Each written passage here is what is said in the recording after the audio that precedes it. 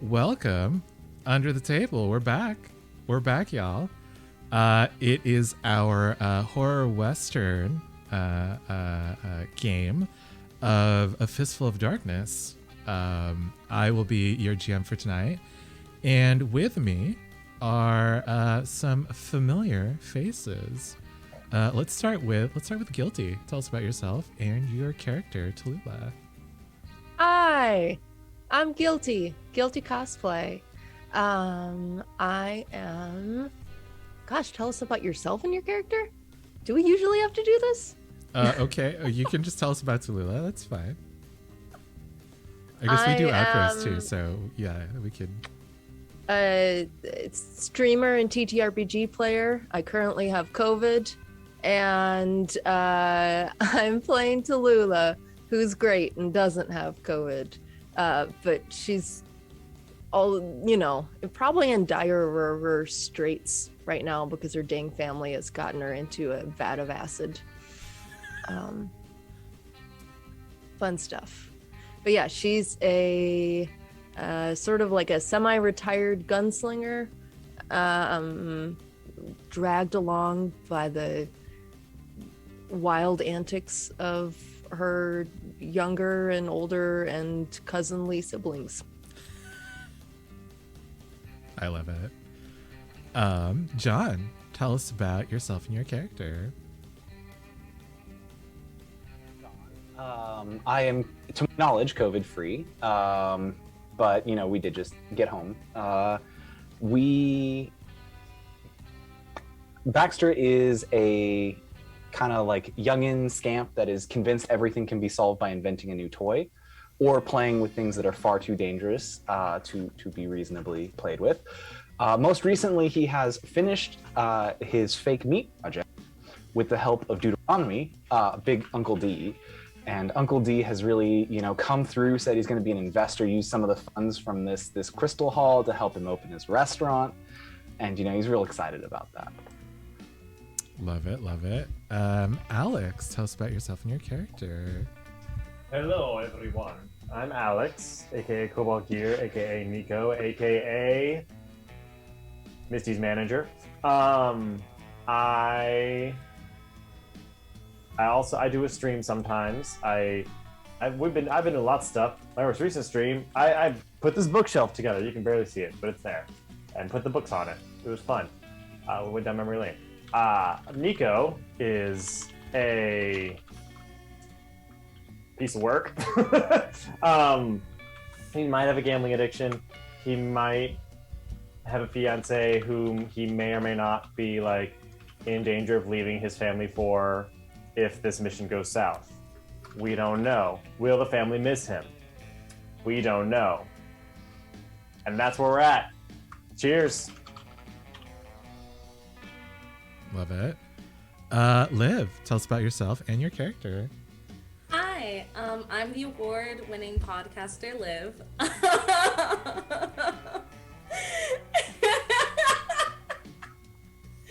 And I'll explain that at the end of the show. But yes, I'm the award-winning podcaster, Liv. I play Josephine Emerson. Why did I say her name like that? I play Josephine Emerson.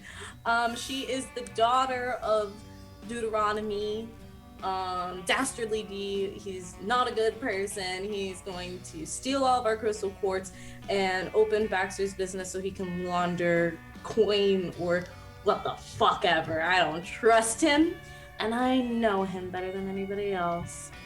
But sorry, I just chat for a second. And I'm very excited to be back with everyone. It's been a minute. Thank you. And then Tim, tell us about yourself and your character. Hey, I'm Tim. I hang out here sometimes, and it's fun. I'm playing Jeremiah Sparrow, the oldest sibling and the most well-seasoned sibling. I don't know. He's been around for a while, and he's starting to have a problem discerning reality from his imagination right now. That's him. He's fun. He's stuck in a hole right now being chased by weird murder mimics. Nice. And to get everyone caught up on what happened last episode, we have a recap from Alex. Last time on Under the Table, the crew came home from their most recent job to find none other than Deuteronomy Emerson, Josephine's father. Meanwhile, Jeremiah's stigma had begun to manifest as an apparition of an old squad mate, Private Ezra, whom only he can see. Jeremiah also continued to court Dr. Lestallion. Tallulah, Josephine, and Nico researched the 6th Walking City calamity, but all they were able to find was mention of 6 walking cities preparing to create a 7th. They floated the idea of visiting Verant, the city of glass, to find more information. Baxter finished creating a formula for his soy meat with Deuteronomy's help. He then had dreamt bigger and thought of opening a restaurant featuring his new type of meat. With Nico's help, they threw a meat feast where Uncle D laid out a plan to go to an old quartz mine to pilfer it for its riches. He also disclosed that Nico's fiancée, Maybelle, and her crew also knew about this mine. Josephine was against it, thinking that it was just another one of her father's tricks, but he put down a chunk of quartz as collateral to convince the rest of the crew to go on this treasure hunt. Resigned, Josephine helped the rest of the Sparrows with a spell that would get them to the quartz mine safely. Unfortunately, when they landed, the earth beneath them crumbled into a vat full of mimic acid. They survived the fall, thanks once again to Josephine's magic, but they saw that Maybelle and her crew had already gathered tons of quartz. As it was their custom, Maybelle and Nico bickered at each other until Nico made a wager that his family could gather more quartz than Maybelle and her friends. Baxter used some explosives to melt a vein of quartz in acid, and with Uncle D's help, gathered up the liquid in glass containers. Of course, Deuteronomy offered to carry them. Meanwhile, Tallulah began climbing a rope to the surface to try and secure Maybelle's carriage for the sparrows, and Jeremiah holed himself up in a corner, looking for the best moment to strike. And that is what happened last time on Under the Table.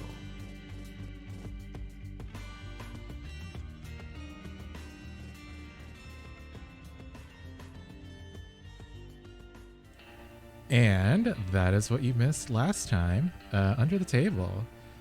So let's open tonight. The camera pans in from above this pit bubbling with acid, with its walls gleaming with quartz crystals. Tallulah is hanging from a rope that she's thrown up to try to shimmy her way up to the surface, while the rest of her family are busily trying to fend off these mimic men, trying to gather up as much quartz as they can, and trying to get away from the TPC crew. So let's start tonight with Tallulah. You are on this rope. I believe that you were trying to get to the TPC crew's ornithopter before they could leave. However, behind you is Alicia Trevan, who is part of the TPC crew. What are you doing, Tallulah? I would like to use one of my special abilities. Ooh.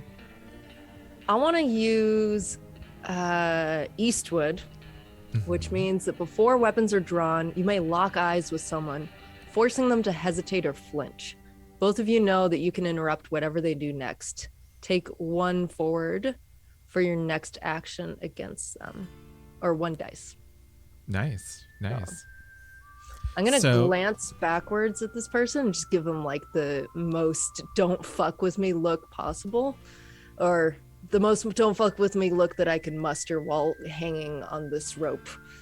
And the camera zooms in. Yeah, the camera zooms in on your eyes. There's like a flash of light like across this section of your face. The rest of it is like blacked out.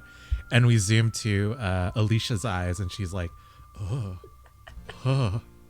what's she gonna do? What do you want to do, Tallulah? You have the initiative. Okay, yeah. Can I use Brawl to like I guess to attack this rope, but also like dig my heels into the side of the chasm, and like throw elbows at big chunks that could help me like pull myself up faster? Yeah, absolutely. Okay, awesome. I will say, if you want to just get up to the surface before, like long before Alicia does, we can say that this eye contact, like it makes it like a sure thing, like you get there for sure. But if you want to do that and also try to like hinder Alicia's movements, then that'll be a roll. Could I roll to climb to the top and then pull the rope up after me? To be clear, Alicia is on the rope behind you already. I know, but I want to like shake her off of it. Okay, yeah. So maybe that's my brawl roll. Yes, yeah, that makes sense. Awesome. Okay, cool. So then I will... What is my position?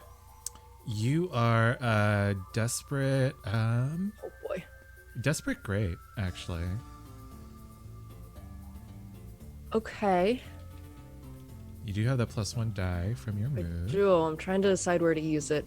And desperate means that if I fail, it's going to be super duper bad. Yes, yeah. But if you succeed, because it's great, it's going to be super duper significantly good. less bad. Okay. And if I roll it at desperate, then it will give me experience. Yes, yeah. Okay. I'm going to keep it desperate great, and I'm gonna take 1 bonus dice. Nice. Would you like to push yourself or take a devil's bargain? No. All Thank right. you. Yep.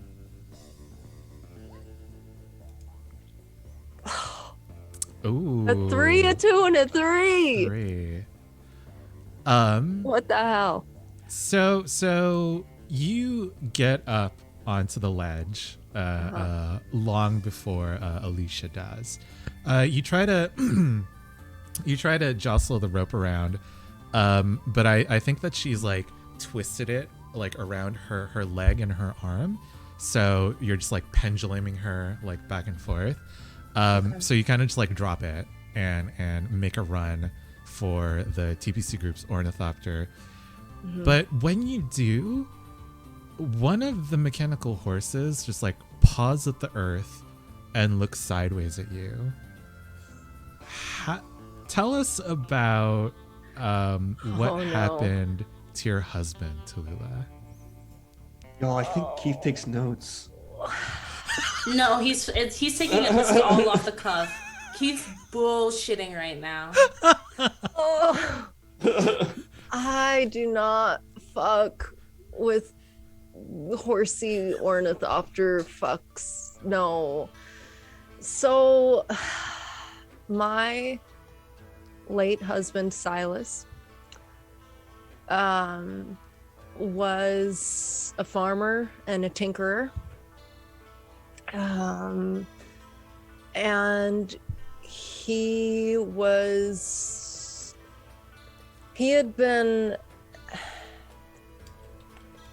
adjusting the farm animal ornithopters programming to try to make them more efficient and run better, when one malfunctioned and killed him a few years ago. So what about this particular automaton reminds you of that horse? Everything. I'm old. I don't like them. And it's seeming too sentient for me. Yeah, and as you like, you're just frozen in this this machine's like stare.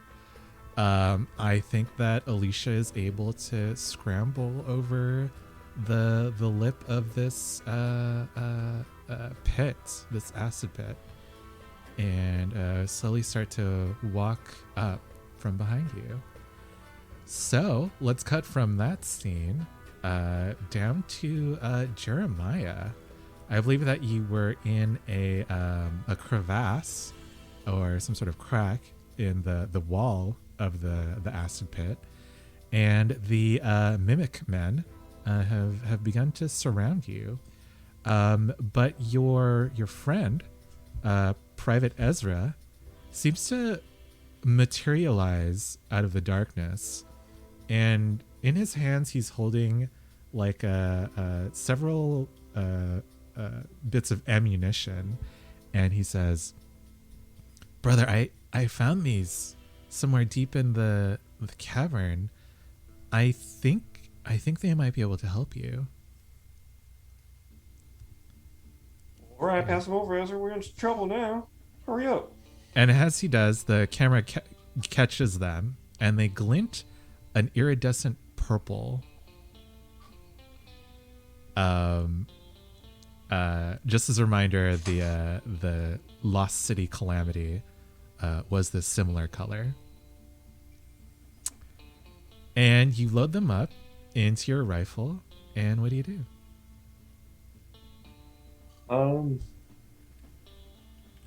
So I think when we left this last time, I was kind of trying to like pass through the crevasses to steal a bag of the jewels from the other crew. Yes. Is there still a way out, or am I trapped by the mimics? You can still try to climb upwards. They're coming at you from the floor of this pit?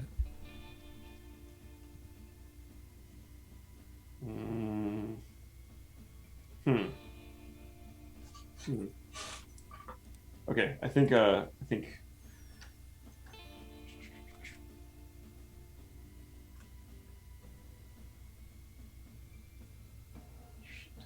I think instead of like shooting at them, he's gonna try and outrun them because he's still trying to stay hidden from the other crew. Nice. So I think I might try to use prowl. So I'm gonna try and sneak away from them and into the darkness if I can, by like kind of shimmying across this crevasse and like getting out of everybody's line of sight. Okay. Yeah. Are you trying to like climb up this wall as well? Yeah, I'm trying to get somewhere that no one else can see me. Like I'm just trying to I'm hiding basically. Okay. Sounds good. So I think that this is Desperate Standard. Okay, I don't like that. Would you like to push yourself, or would you like No. a Devil's Bargain? I don't want to do that.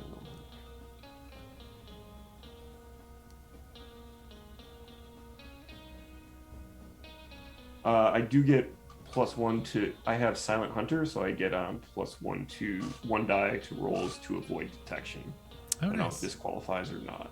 Yeah, definitely. You're trying to stealthily do this shimmy up a wall. Okay, cool. I'll take 1 bonus die. Oh, I crit! Fuck yeah! I am God's chosen one. Nice. Don't, do not.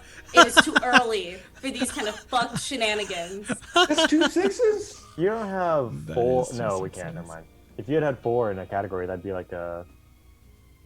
Like a hyper crit. Yeah. Do Yeah. you want this to succeed though?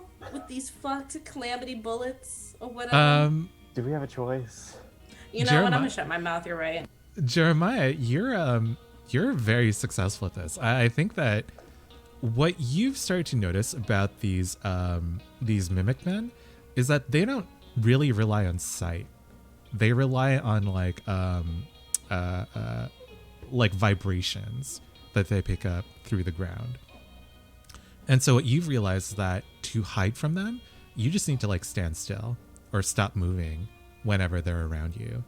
And so that's what you do. You climb up the wall, and when you see one of these mimic men come near you, you just stop.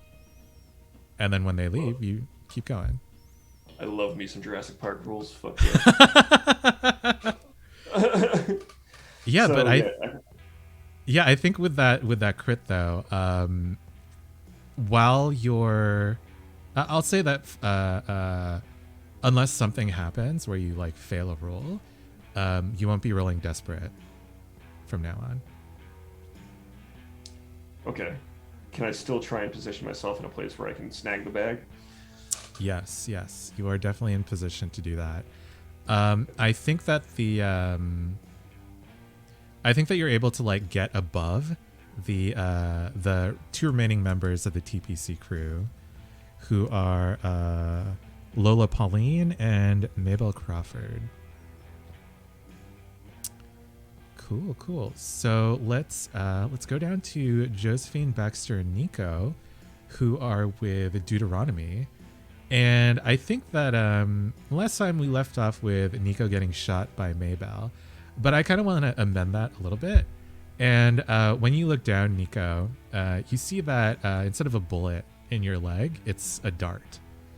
And Maybell shouts down, "Why don't you just take a break, honey, and let the real women do the work here. We'll make sure you get out of here good. Just set a spell." So you can take the level 1 harm dizzied. Instead of shot, Yeah, is instead what of I had shot. previously. Yes, please. Crap. Ain't no fun when you're doing the dirty tricks, Maybell. That's my thing. I only learn from the best, honey. Oh, y'all hear that? Anyway, how are we gonna fuck her over? Okay, wait a minute. Because if I remember correctly, there was something very important that happened between Baxter and Deuteronomy. No? What? What's happening? What? Yes, Baxter melted quite a lot of the quartz with the mimic acid, and Deuteronomy was like, "Here, let me just hold that for you." And is he I think- anywhere to be seen? Yeah, he's still behind you guys. Okay. Oh, okay. I was just being suspicious last time. I thought he ran off at the last episode. Never mind. Since we're This here is- for a lot of stuff, I think Baxter's continuing to fill jars. Yeah. Deuteronomy is helping you. Yeah. I think he's going to overload as best he can, try to get some onto some other people too. Fill his bags. Deuteronomy and is like, no, it's all right, nephew. I got this. And it's weird. It's almost like whatever he puts into his pack just like doesn't weigh anything. Now that's a real cool charm. Do you think you could teach me that? I think it'd be real cool to be able to carry around whatever I want. Well, I got it from the college up in Vermont. Them enchanters over there, they got some knack for some pretty fun stuff. You know what that's like, right, Josephine? No, Daddy. I studied things of actual importance, not script. That's what it is, right? Yeah, It is. script. Yeah. Yes. Nice. I'm the overachiever. I know the lore. Yeah, Daddy. I practiced like actual useful things, not script magic. Yeah, and your dad is just like laughing at that. Okay. Not to throw a blanket on it, but it seems pretty useful right now. You know what? You're so right. Everything that I've ever learned at school and everything that I've ever done to help y'all with my magic was completely and utterly useless, Baxter. You're so right. Nico. Now, Miss Josephine, you know that's not what I said. Just hang out with my daddy. Yes, ma'am. Baxter, you gotta learn to read ladies. Oh, You know what? Nico's absolutely right. Look at him. He's got himself quite the fiance. Yeah, and y'all gonna be down on Nico if we don't get to work figuring this shit out. Okay, so is this gonna be okay? And like she points to his leg. Oh, it's fine. I mean, I'm just like a little dizzy. Okay, so you said you wanted to trip her up, right? What are you thinking?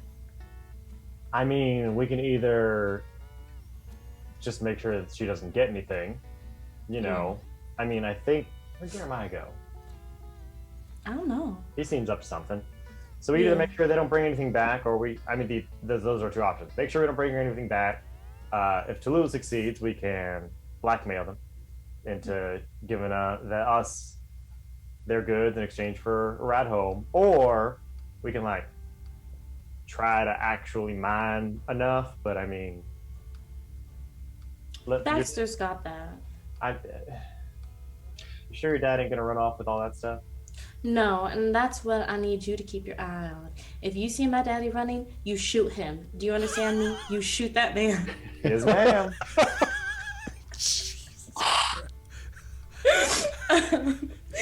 Okay, Keith, what kind of tools are they using to mine? They have these pretty like advanced well, maybe not advanced, but like shiny new picks. And it looks like what is her name? Lola has a few like tiny explosives that she's using to just like dislodge some of the bigger crystals. So nothing mechanic, like everything they're using is like by hand. Yeah, mostly. Or like chemical, like I said. With the explosives, yeah. Okay.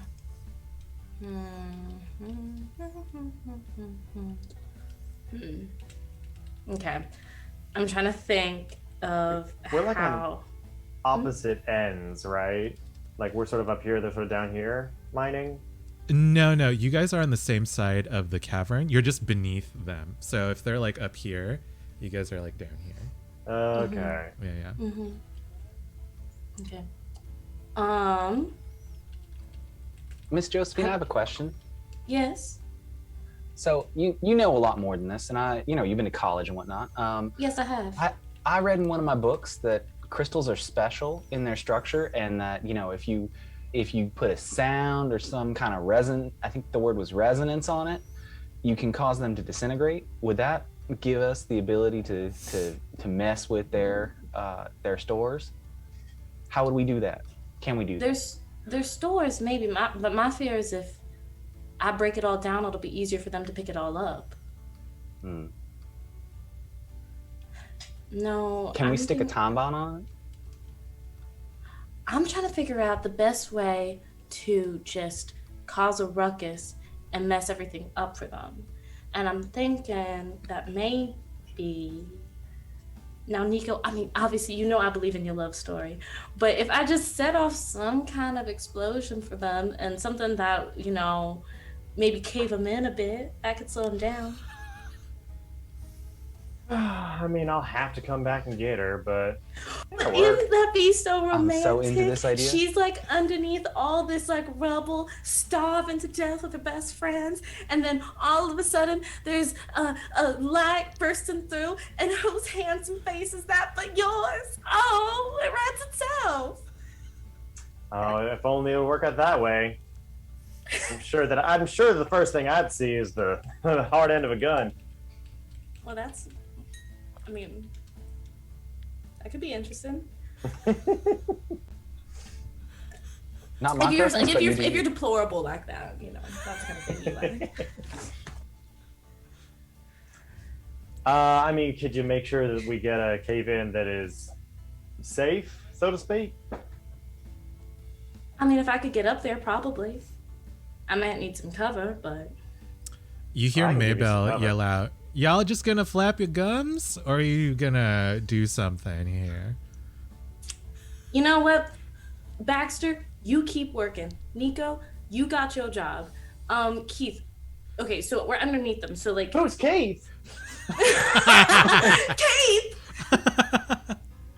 Well, Keith's my favorite writer. No. Nice. Can we keep that as canon, please? Yes, please. Yes. Keith Carnan, my favorite author. You'll never find me on AO3. No, never. And neither will you. And if you Is that do... a challenge? Okay, Keith, so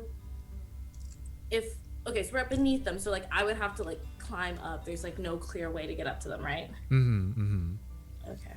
You do see that Tallulah has thrown like a weighted rope up to the top of the pit, but it's a little bit further out from the wall than you would like, because the pit kind of like curves up like that. Okay. No, I'm gonna stick to a classic. Josephine is going to reach into her pouch and pull out like these sheets of glass and toss them up to build herself steps, because fucking climbing up a rope, absolutely not. This is gonna fuck me. I know it's not gonna work. Okay, let's go. Let's do it. What are you using? I'm using a tooling. Okay, this is Desperate Standard. Yeah, that's fair. Okay, that's a 5. So. Nice. So it is... Yeah, you do succeed. Tell us what this looks like, Josephine. Well, yeah, I think she like tosses them out, and with like each step, they kind of like grow until like she's got her own little steps. And Josephine very civilly, with that haughty air that she always has, just walks up, hands on her hips when she gets up there, and just looks at all the girls, all the group ahead of her, and just like, "Ladies, hi, how's it going?" What is this magic? But you did get a 5 on Desperate Roll. And so from your vantage point, Josephine, you look out on the acid pool in this cavern, and you see something roiling beneath the surface. I've started a clock called Splish Splash. Not us taking a bath. Great. Fucking great. Just fucking great. Okay, you know what? Clearly, Josephine looks over. Clearly, we don't have enough time. So she is. Oh nope, fine. Yeah, let's go to Nico and Baxter and see what they would like to do. So if I'm to understand, my job is to distract. So I believe I'd like to follow up the stairs, right behind Josephine. And as she gets up there, and they're all confused by the magic, I pop out and I go, "I finally gotcha, Miss Maybell. Here you are. Here I am. There you are. What a game we have to play." The darts, like, she's starting to make him feel a little woozy. Josephine, like she still has her hands on her hips, but she like scoots back so like Nico can like lean on her shoulder if he needs to. Oh, honey, you best sit down. You're gonna fall off those steps. Oh, you'd like that, wouldn't you?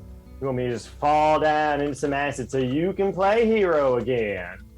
Actually, I would love to have another story about me saving your ass again. Well, this time it's gonna be me who saves you from you. From nothing. Watch this. Check it out. All right, listen. Hey, I got this. I think I established I have like a pickaxe. Last episode, I have a melee weapon marked off. Yes. Yeah. So I like pull out a pickaxe. Sort of, listen here. I bet you right now. I bet you we got a bit of a stash down there. I'll bet you half of it that in one swing I can knock off a bigger chunk of quartz than you can. This sounds like a roll. Would you call it a game of chance? So you're proposing the game of chance. Also, yes.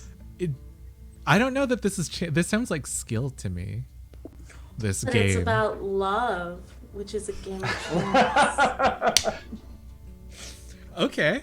I'm willing to roll for the convince. Okay. Yeah. What skill do you think that convinces? Sway. Oh, so you're trying to trick her into this. Well, it does mention change attitude or behavior with manipulation or seduction. All right. I think this is desperate standard. Okay, I'm gonna use a grit for an extra die. I believe Yes. it's 2 grit if you're doing it for you're right. yourself. You're If right. someone else would like to help you, though, that is 1 grit. To help, I'll Yeah. do it. How do you I'll help, do it. Josephine? I think I'm just like playing hype man to Nico's like things. Like Nico's like, blah blah blah blah blah. I can do this. I bet he can. I know he can. That's right. No, yeah, and I think you're so good at it that that Maybell's friend Lola like turns away from what she's doing. She's like, "What? No, Maybell's got this." And now like the two of you are like verbally sparring. A yes man off. Yeah, Yeah. exactly. All right, here we go. Double fives. Ooh. Oh, did you add that help as an extra die? Yes. Nice. Yeah, you're able to do it. I think that Maybell's like, "Oh, all right. Yeah, let's see what you can do." And she's like, Lola, make way. We got to let this loser, fail again. And so they give you enough space to climb up onto the wall. But it is a mixed success on a desperate roll.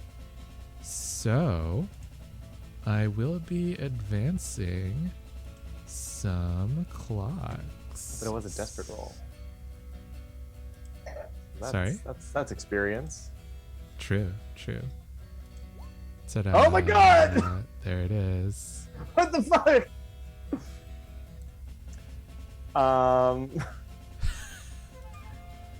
Anyway, can I do the game? Can we do the Yeah. bet? Yeah, Okay. sure. So would you call this a game of chance? Yes. What is your move? Sounds like you have a move. It's called Misfortune. Uh-huh. Is the first ability that I picked. Some call you lucky, but truth be told, bad shit just happens to folk who try to mess with you. You may win every game of chance, spend 1 grit to cause a minor accident, 2 for a major, or 3 for a catastrophe. During payout, game plus doom, the highest amount of grit you spent this way. Anyway, so I think that I'll just cause a minor accident. Like, maybe she just like her swing goes bad. Mm-hmm. And maybe the pick gets a little jammed into a spot and it just breaks off a tiny piece. All right. What does the Red Queen whisper to you in this moment, Nico? Oh, I know. I think she says, if this is truly what you want, I will be more than happy to give it to you. Y'all hear something? And the Maybelle's swing goes wide, and it bings off a regular stone with a tiny chip of quartz on it. Nico, on the other hand, you're able to loosen a huge chunk of the crystal, and Maybelle is just like cursing up a storm, and Lola's like trying to console her. I suppose we'll be taking half of your bounty then. You cheated. How'd I cheat you from all the way over here? How'd you? Every time, Nico. Every goddamn time. And she just she throws her bag at you. You almost fall off the wall since you're dizzy and stuff, but you right yourself. And she's like, oh, all right, Lola, we gotta do more. Here, let's go for these bigger chunks. And they're just redoubling their efforts. Baxter, you're just gonna gather up more of the quartz infused acid below. I think have I run out of the ability to do this, or am I able to kind of keep going, keep throwing dynamite into the pool and splashing it up everywhere and making a big old mess, hollowing out this? I will say that with Deuteronomy's help, with his supplies added to yours, the two of you are able to pick up 40 coin worth of quartz, and you're able to stash it all into Deuteronomy's bag. No problem. And he's Perfect. like, I don't want to be too greedy, nephew. It looks like there's something weird going on in that acid. I think we gotta get out of here. I think you might be right. Do you know any, you always were one for a cool spell. Do you know anything to get us up there? I've always wanted to try flying. Well, I mean, Josephine, my brilliant daughter, has created a stairway of crystal for us. Why not just use that? Oh, but the show, You're right. Keep it simple. And he I just think he starts. Yeah. He just looks at you yeah, you should know about this. Yeah. Occam's razor, all that.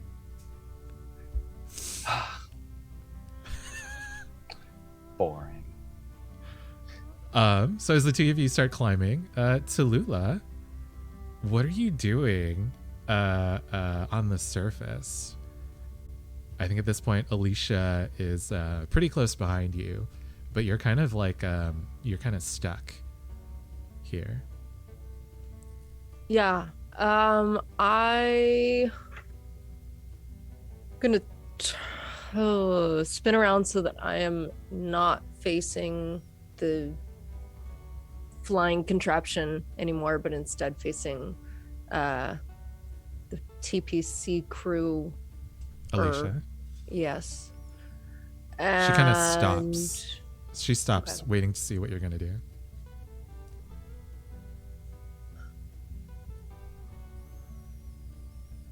Well, I've got my fine and flashy pistol out for sure.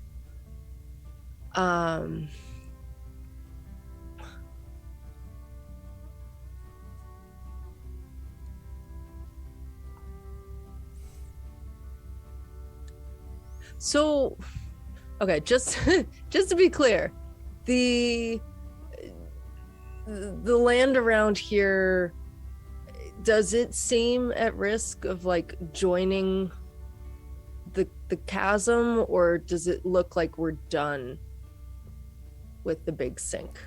It looks like the big sink is pretty much done. When you got to the lip of the chasm, everything looked stable, and it felt stable. So as if you we were leave running them here, across it. they'll be fine. Oh, the TPC crew?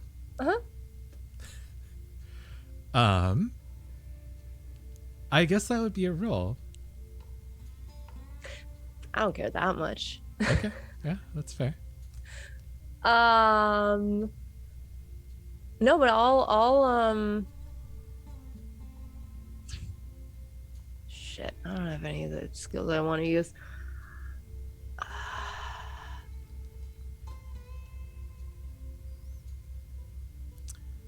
I think How easily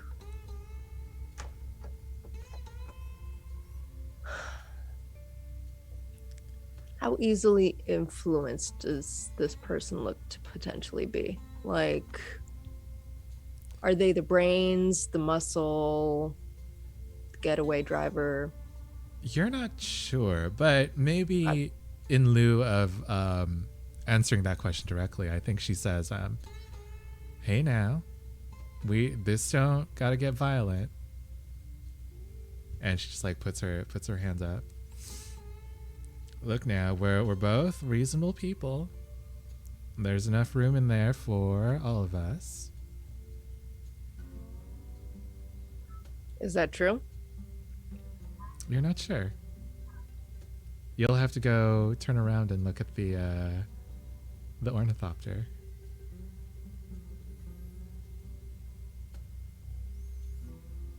All right. Stay where you are. Drop all your shit. All right. And she starts taking things. And she like reaches around her belt to like take that off. Uh-huh. And you hear a rip of paper. And she like turns, and you see in her hand is like a torn piece of notebook with some writing on it, and it starts to glow. What do you do? I want to shoot that out of her hands. All right. What are you using? I'm going to sling. What's my position here? This is Desperate Standard. Sick. I will push myself for bonus die. Mm-hmm. I'll take 2 grit. And let's see. A 5. Nice. So a 5. Yeah, you do it. You're able to you actually shoot like her wrist. Ooh. And she says, "Oh shit." But since it is a 5 on a desperate, the spell still goes off. And but it doesn't hit you. There's a surge of magic, and a bolt of lightning like races past your ear, and you hear a crash behind you, and some very strange noises, like robots, like going dead. She's like, you idiot. Now all of us are stranded here. I keep trying to cast spells at me, huh? Why'd you have to shoot my arm?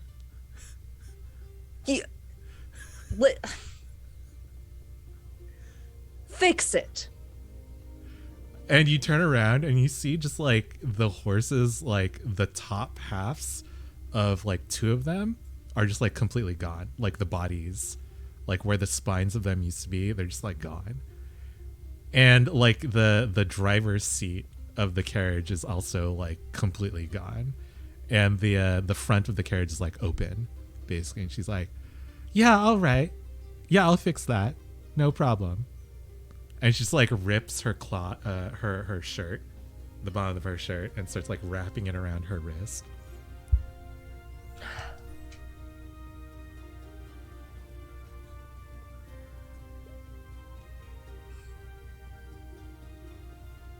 Oh. I'm done fucking around. No, you don't just shoot spells at me, destroy our way out of here, and then act like it was my fault. No, I would like to charge at this person and take her down, because I don't know what other spells she has hiding in her pockets. Okay. How are you doing this, Tallulah? Brawl. Okay. Desperate? Is it desperate? This is desperate standard. Sick. As she stands Let's up go, to just, like, bestie. It's a meet you. 4. Yeah, you guys are like in it now. Yeah, you guys trade blows. You can like feel parts of your face puffing up, but you know that you've like gotten her as well. So take the level 1 harm bruised, and I will create a clock for Alicia. Thanks. Yes. Yeah, it's Alicia. Alicia. I Oh, heard what did you- OSHA. Safety requirements. Fuck out of some worker. I was like, the Occupational Safety and Health Administration? I didn't know they were here. I mean, there are violations everywhere. So Everywhere. Yeah. So as the two of you are just like engaged in this fist fight, Tallulah, let's go back to Jeremiah. I think the camera is just like panning around like this wall, trying to like find him, and finally we see like the glint of a gun, and we like zoom in, and it's Jeremiah in the shadows of this cavern wall. I imagine you're kind of like doing this thing where you're like bracing your hands and feet on either side of this crack running up the wall. Definitely. I think I turn and say, all right, Ezra, you're looking out. I'm going to go get the bag real quick. And I try. I don't think I know. Would I have known that the ornithopter was destroyed, or would I not, based on where I am? You heard some noises above you. You're not sure like what they are. It sounded like a little bit like thunder. But also there are some weird noises going on below you with the mimic men and the weird thing under the acid.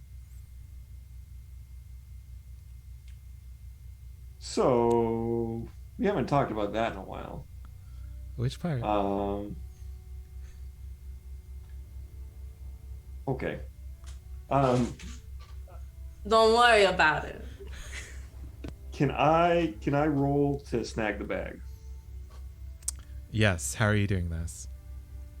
I think Jeremiah just kind of like drops his hands that are holding him up, and just kind of like slinks down flat and tries to land as quietly as he can, and he just snags the bag and he starts to shimmy his way back up. Is Okay. it on some? Is it like on a person? Yeah, I think that Lola Pauline has the only other bag of quartz on the TPC crew, because Maybell has given her bag to Nico, which you did see. Which I did see. Okay, in that case, I'm going to do something completely different. I apologize. I wasn't sure what I could see. I want to shoot the bag of quartz so it spills all over the floor. the bag that Lola. Yeah, has. so I'm basically trying to give them something to do so we can make off. Nice. Okay. Yeah. Take +1 die from these new munitions that you got. Interesting. I'm also going to take 1 die from Silent Hunter.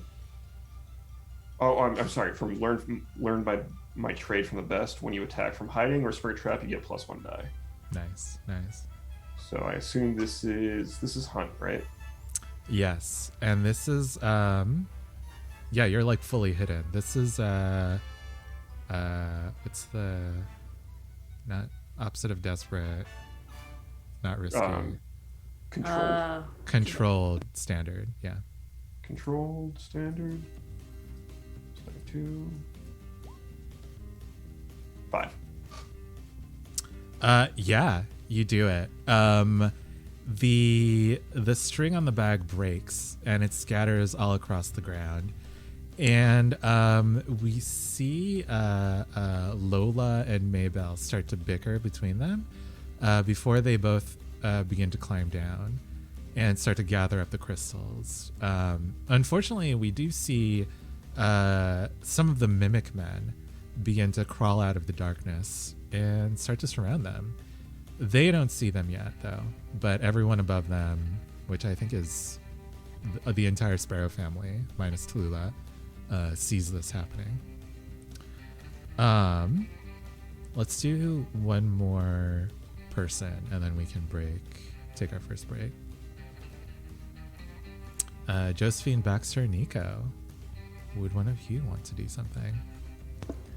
I have an idea. I have a question, but if somebody else has like more of a plan of action, they can go first. I mean, I think that if we see the Mimic Men, then Nico will probably react.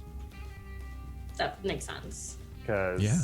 What do you do, Nico? You do love her. Yeah, he cares or something. I think that Nico is gonna dizzily pull out a pistol, make an attempt to shoot at one of the Mimic Men and go, "Hey, watch where you're going! Don't want to get my fiance killed." All right. What skill are you using for this, Nico? I assume sling? Okay. Yeah, this is Desperate Standard. Would you like to push Alright. yourself? And or would you like a Devil's Bargain? Or would someone like to help? I can push myself.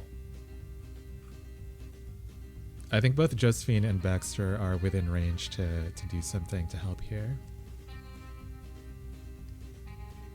I'm getting real high up there, and I'm gonna hold on to them in case we gotta pull some bullshit. That's fair. I have 1 grit left, so I'm just Also gonna fair. not. I have plenty, so I'm fine. Would you like a Devil's Bargain, Nico? What would it be?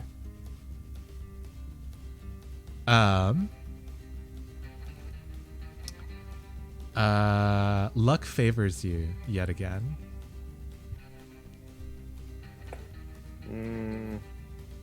I don't trust any Devil's Bargains, so I'm not gonna take it. I'm just gonna do an extra die on my pushing myself.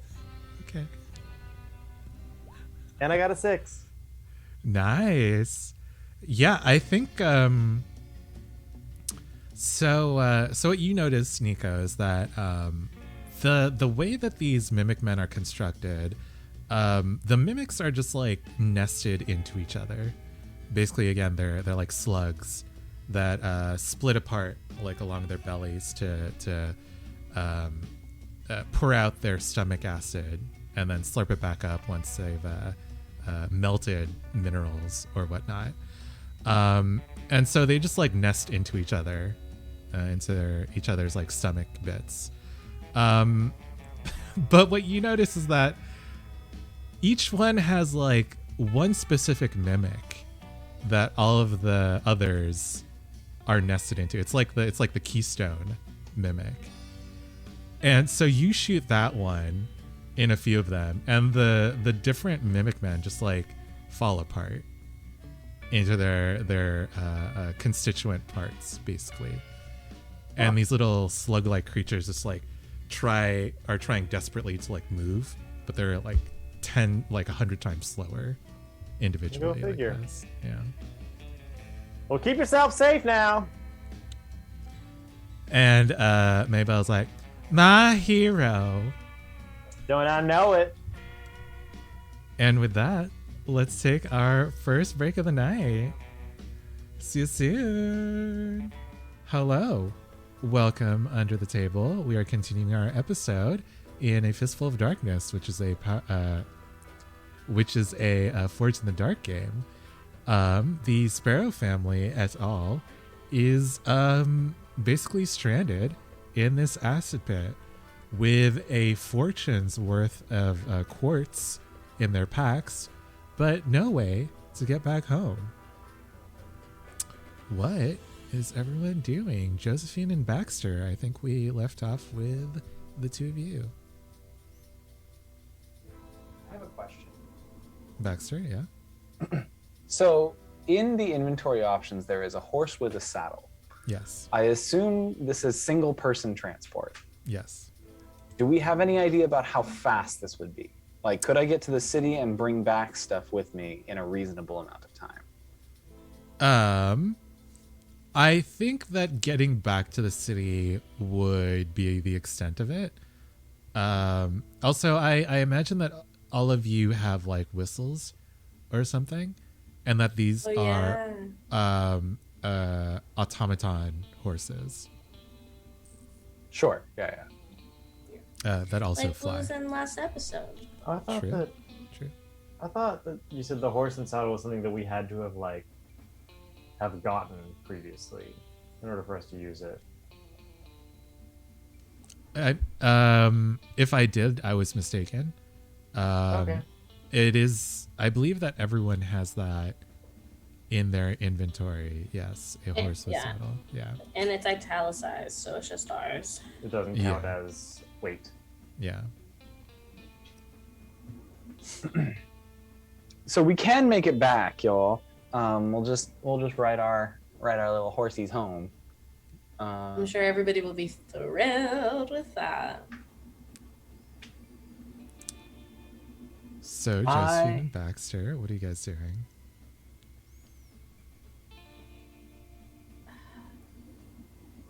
Okay, I gotta get some information on this splish splash situation. Oh my god, am I a rapper? Okay, so okay, let me Chat, put potential rapper names in the chat for Liv. No, I'm not. I deeply respect rapping, and therefore I know that I can't do it. It's the little bit of white ancestry I have, just like grabbing me by the shackles. Not the shackles, bestie. No. Oh God, actually, that's really dark. Not on Martin Luther King Day.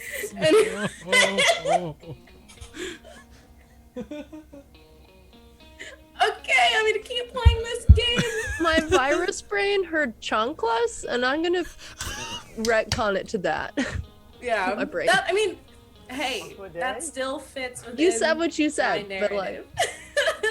if Twitch asks, we're totally family friendly. Yeah.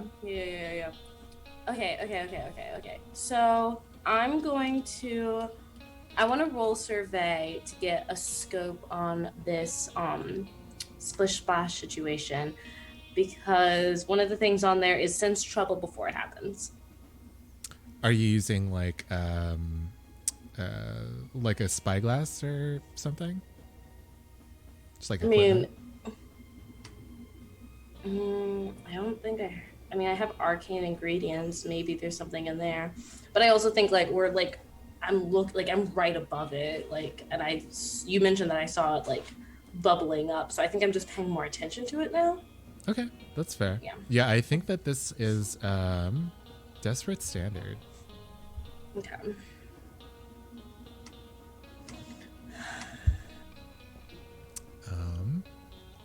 Nico, it sounds like Baxter can't help. So Nico, would you like to help here? think I just heard her roll already, but Yeah, I did. Oh, Sorry. okay. That's fine. A 4. Okay. Yeah. Josephine, you do notice what is under the acid because it comes up. It's a huge construct made of hundreds of these mimics. They're basically nested into each other in these long strands, and there are like thousands of these strands like woven around each other to form like a worm shape. And it is beginning to come at you and at the 2 TPC members at the bottom of this pit, because with that 4, you have completed the Splish Splash clock. Okay. Really quick, this is like previous lore question because I feel like, and I could totally be making this up, but I feel like once upon a time there was talk about fire and how it relates to the mimics, or is that something else? Fire as in what way? Just like as like a way to like handle them or are you combat sure them. thinking of the butterflies? Yeah, that would be the accursed butterflies. There we go. That's what it is. Hi, Raiders. Yeah, hello Raiders. to Laws of Gods and Men and your raiding party. We're going through it. Yeah, we're playing a Fistful of Darkness. Keith, does this giant mimic construct, does it seem to have sort of the same limitations of like having a host body as the other mimics did? So mimics don't generally take host bodies. They just like you mentioned that when I shot one, that was sort of like their base where they were like coming out of. Oh, true. Yeah, there's like a keystone mimic that holds the form together. You could see them clearly in the mimic men, but with this bigger construct, this bigger amalgamation, it's more complex, and so you're not sure where that keystone mimic is. Right.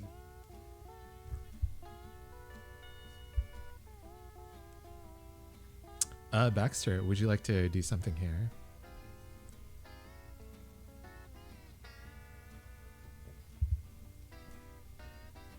Is there... I think I want to survey. I want to see if there is a way to get something I could destroy with the demolition tools I have that would interrupt the attack and create an opportunity for people to escape. All right.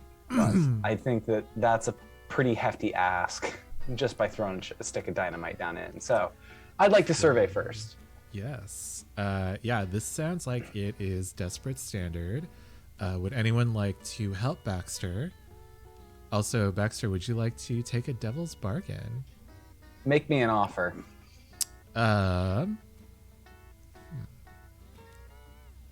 Deuteronomy helps you. Knew it. God damn it, take it back. Can we add devil's bargains to the drinking game? I feel like we need to.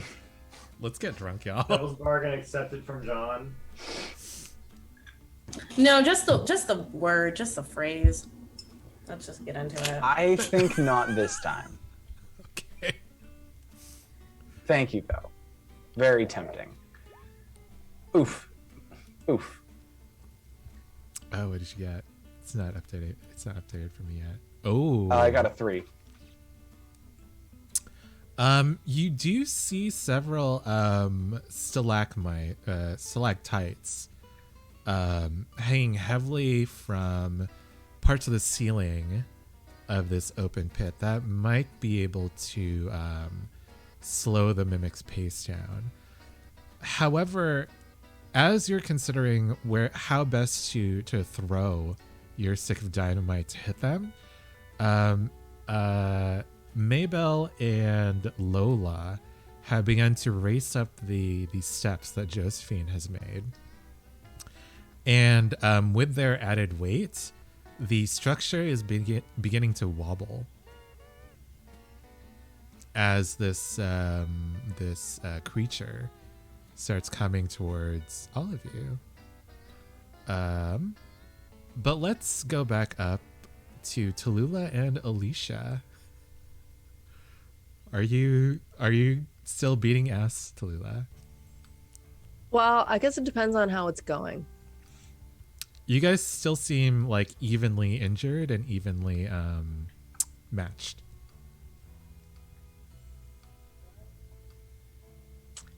I don't want to hear. You given up, Oof. Sparrow? Huh? You given up, Sparrow?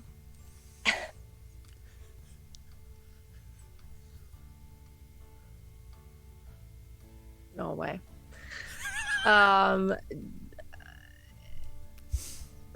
Have I seen Josephine pop out of the chasm? From my understanding, have you guys already gone up the stairway? I thought that you all were stopped near the middle. No, we had like gone up to like whatever tier everybody else had been on. Okay, so they were like in like midway up the wall. Oh, okay, Mining the okay, quartz, okay. yeah. Then yeah, no. Okay. So Yeah. no one else is up yet.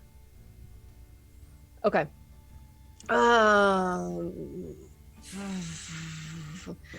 feel like this is kind of pertinent information. I should probably communicate to my family, even though I'd like to stay and just kick some ass. So I'd like to get like one good, like rolling, pushing sort of blow in to try and like heft and fling Alicia away from the pit's edge so that I can like scoot myself over safely to check on how things are going down there. Nice. So should I roll brawl or survey for that? I think that brawl would give you a standard effect. Survey would be a limited effect. Okay. Let me roll to see how far I can like move this fight before I take a tiny break from it. Nice. What's my position? You're using brawl? Yeah. This is desperate standard. Desperate. Are you pushing yourself, or would you like a devil's bargain? No. No to No. both? Okay. No to both. Some good old fashioned walloping. Yes. Ooh, Fucking 5. Nice. Yeah, you're able to do it. You push her away.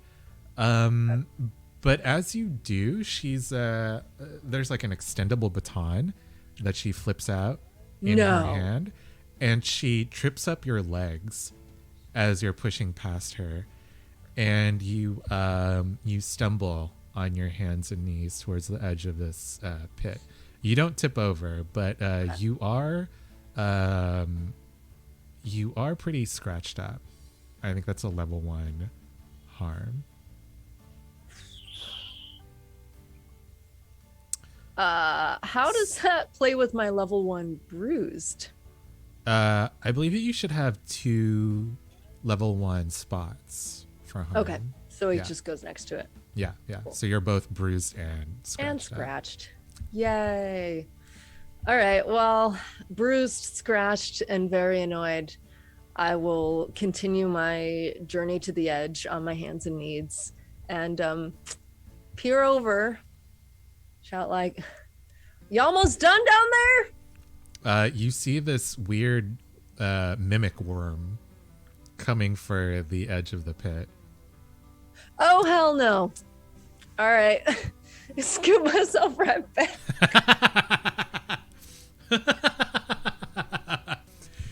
And as we look up at Tallulah scooting back from the edge of the pit, the camera pans down to see Jeremiah still wedged between a crack in the wall. What are you doing, Jeremiah?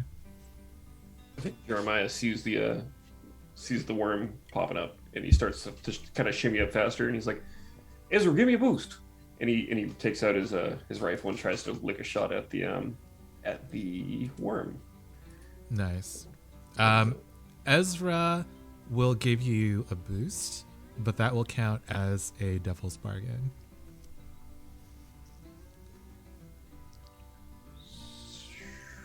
I don't know what that means, but I like it. We're gonna do it. Let's go. Nice. You also get another +1 from using the accursed, not the accursed, the shadow touched ammunition. Excellent. And can I also take a +1 for striking from hiding, or do I not have that anymore? No, you still have hiding. Yeah. Okay, cool. What is it position-wise? You are controlled standard. Control. Oh, yeah. I never get these rolls. This is great. Would you like to use any of those +1s to make it controlled great? Yes. Hard yes. Let's do that. Controlled. Great. Ooh, can I use both of them to make it extreme? Extreme here would require like an act of God, basically. Yeah, that's nothing that you can do like physically for that. All right, cool. Fair enough. So wait, hold on. I'm getting a +1 from The devil's Ezra. bargain. Yeah. +1 for The ammunition. for learn my trade from the best. Yes. And I've given up my +1 for the ammunition to increase my effect. All right, there you go. Cool. Whoa, but it didn't roll on my die. You can roll 2 more from the regular die roller. Ooh, I got a 5. It's a 5. It is a great though. Yep. So you see this. Everyone sees this from the wall. There's kind of this weird purple ray, briefly emanating from a crack in the wall. At first, none of you really know where it's coming from, but you like blink and you see, oh, when did Jeremiah get up there? But you're quickly, your eyes are quickly pulled in the other direction as this worm makes a strange noise.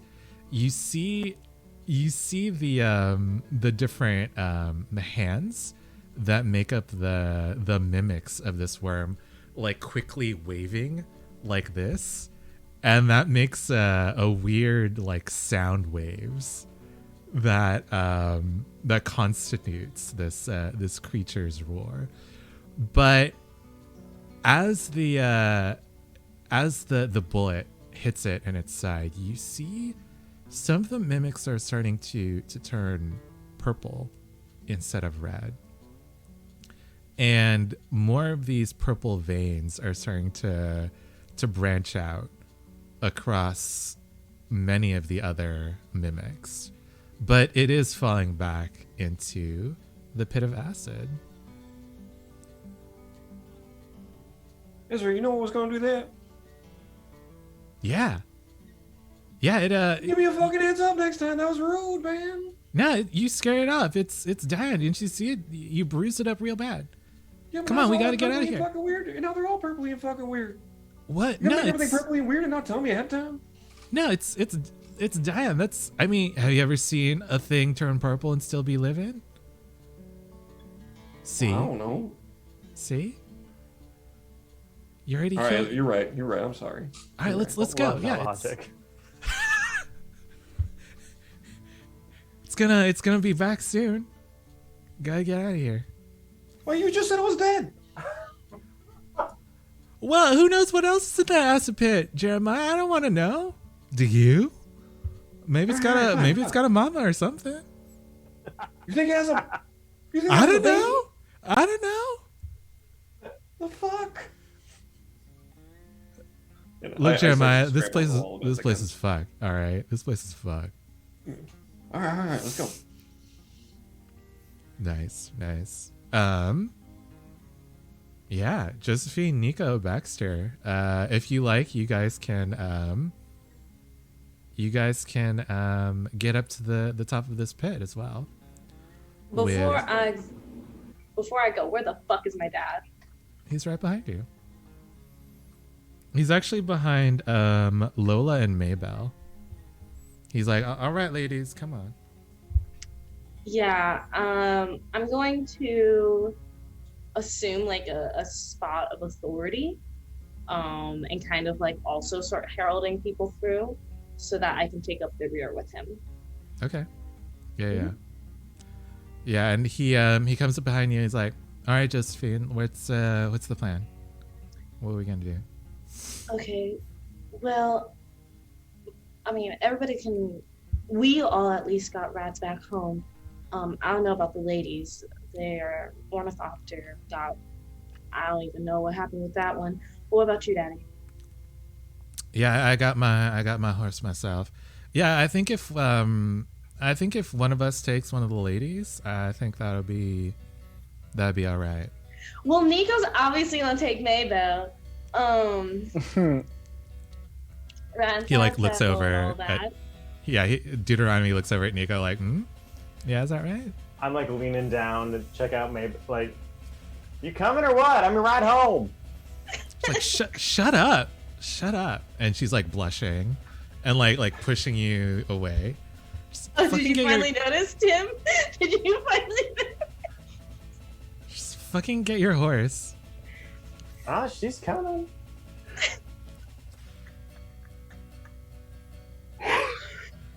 Anyway, Fuck. I can't. I'm sorry, I can't. Okay, yeah, perfect. So they're coming up the way. I'm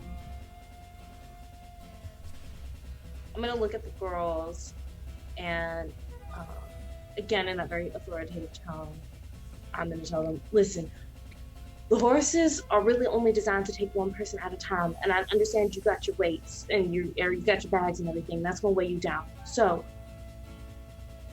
for the sake of saving lives, give them to my daddy. He's got this whole coat. We'll be able to, keep everything nice and safe without having anybody weighed down. I think that the two of Lola and Maybell, who are trapped at the bottom of the pit with y'all, are like, all right. But Alicia, who is fighting with Tula, is like looking suspiciously at everyone like, is this all right? But then she confers with the other two members of the TPC crew, and she's like, fine, whatever. I guess sparrows are fine. Okay. Yeah. And so... All of you also see that Alicia and Tallulah are kind of bruised up. Cuz, you okay? I want to talk about it. We ain't gonna talk about it then. Where's your brother? I'm down here. I'll be there in a second. You forgot him? Got as good as you threw. Good work. We all know that there. You know what? I'm not even gonna talk about this right now because, we gotta live. We gotta get out of Jeremiah, can you see the rope? Yeah. Grab onto the rope, dummy. All right, Ezra, you grab it. I'll grab it after, all right? Yeah, sure. Can we I'll hear stabilize that? it. I'll stabilize it for you. Do you want them to hear that, Jeremiah? Yeah, No. like, am I down here with Tallulah still, or not Tallulah? Maybell still, or I think- am I up there with From what I Bro. heard, I think that Josephine and her dad Emerson was in the back of the group. So Okay. all of you have gone up to the So top of the pit Jeremiah's at the this only point. one who's down there. Got it. Yeah. So yeah, Ezra stabilizes the rope for you, Jeremiah. There's no roll here. You're able to climb up. Yeah, I don't think they hear me say that, but they see me like reaching to pull him up onto the rope with me.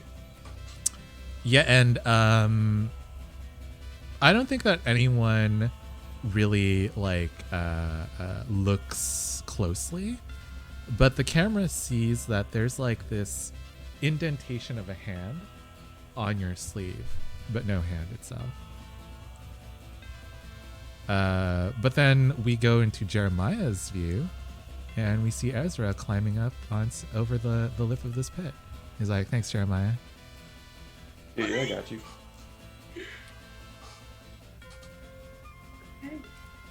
So, as you call your own personal ornithopters, I would like each of you to tell me how you have customized this automated horse of yours.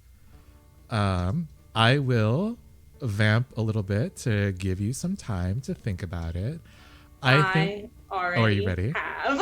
Nice. I nice. was doing my little bit of brainstorming. Okay, so Josephine's is classic, okay? Like when you think of like a really nice ornithopter, like I'm talking like the Mustang, like muscle car of ornithopters, or not ornithopters, of automaton horses. Like she's got this fucking nice horse that's like sleek gray, which is a little bit of that like speckling that like sleek gray. Then Nick is gonna pop up and just start just shouting out horse terms, and I'm gonna ignore him. But you know those like gray horses that are got like little speckles, like those are like painted on them and everything. And her horse's name is Audrina. All right, so Tallulah's is like the exact opposite of that. Hers is like the oldest fucking mechanical, janky looking, like the gears are visible, sort of old ass automatic horse that possible. Like you can very clearly see how all of the legs are like hooked together, and there's no fancy programming in this at all. It's like wave one. This is the Model T. So you don't have to take tetanus shots to ride this horse, but how many tetanus shots does it look like you need to get for riding this horse, Tallulah? Oh, at least 2. Great. Dear God.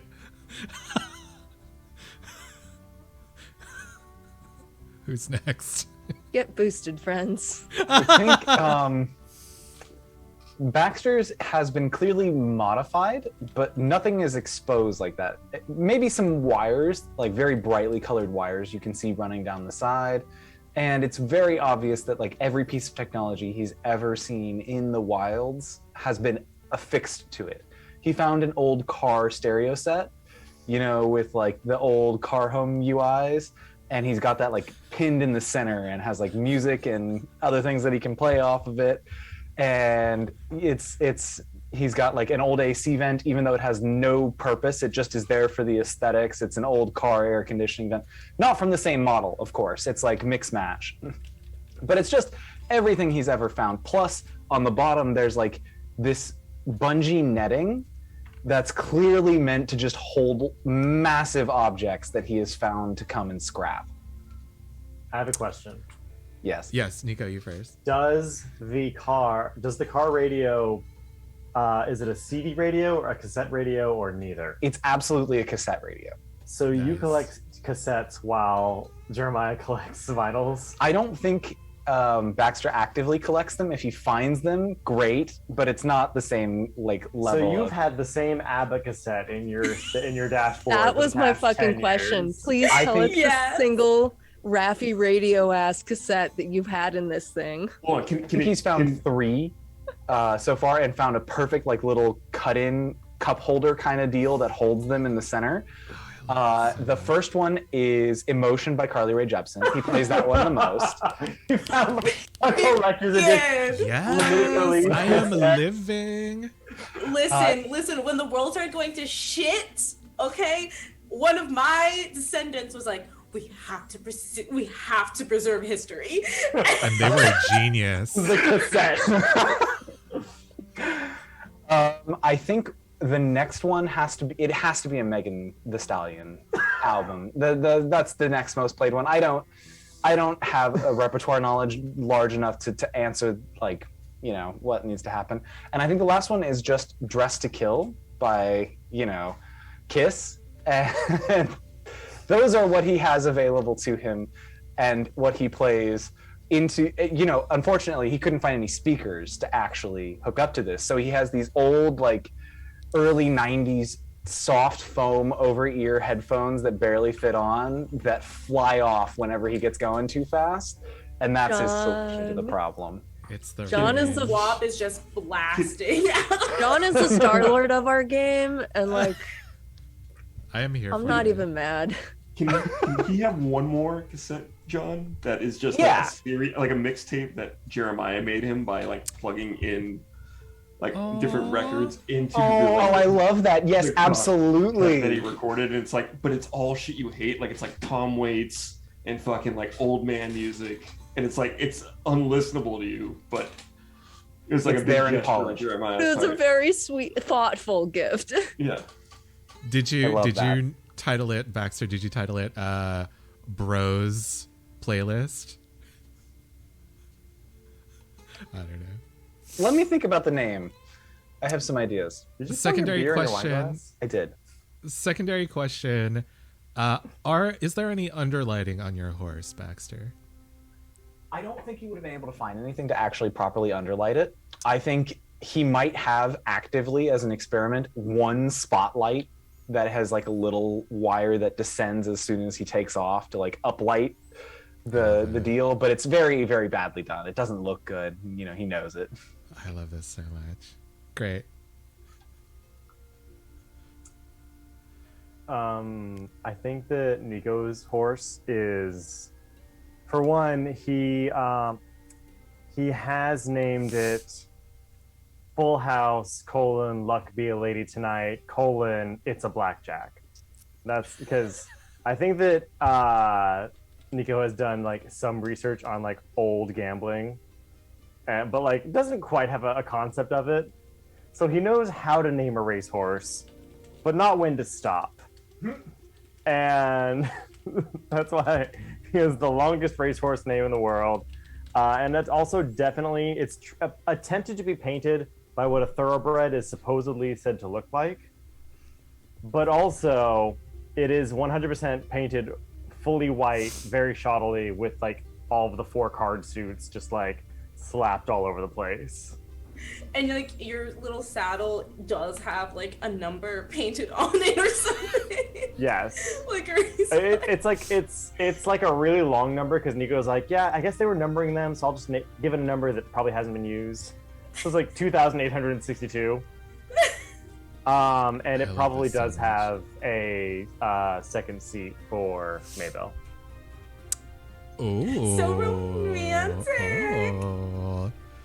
I think Maybell like knows your horse. Like she's Yeah, like, definitely. all right, yeah, it's my seat, whatever. Jeremiah. I think Jeremiah has like a super like, it's weird. It's like it's not even like a full on horse, but it's like almost like just like a chassis that's like super sleek and has like all this like digital camouflage all over it. And then he had Baxter make him or help him make a like a magnetically run tread that runs underneath it. So it doesn't make any sound. But Jeremiah is such an audiophile that he tried to put a record player on it and he can't get it to work right. Because he doesn't realize that you can't run a record unless it's stationary. It has a big spotlight on the front.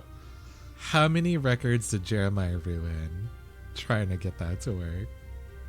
He's still ruining them. It's an ongoing. Damn. I love He that. actually, like, I think the Baxter cassettes came from him recording albums before he took them out on the Ornithopters. How much pride would Jeremiah have to swallow to ask Nico to help him to play his records? Or not Nico, Baxter. No. I don't think it's so much like a pride thing. I think he just literally doesn't understand the technology. This is beyond him. He's like, I think this should work. It works in my house. Why doesn't it work on the back of my ornithopter? With like wind whistling past you as you fly away. Yeah. Yeah, Oh I my think. God, does he try?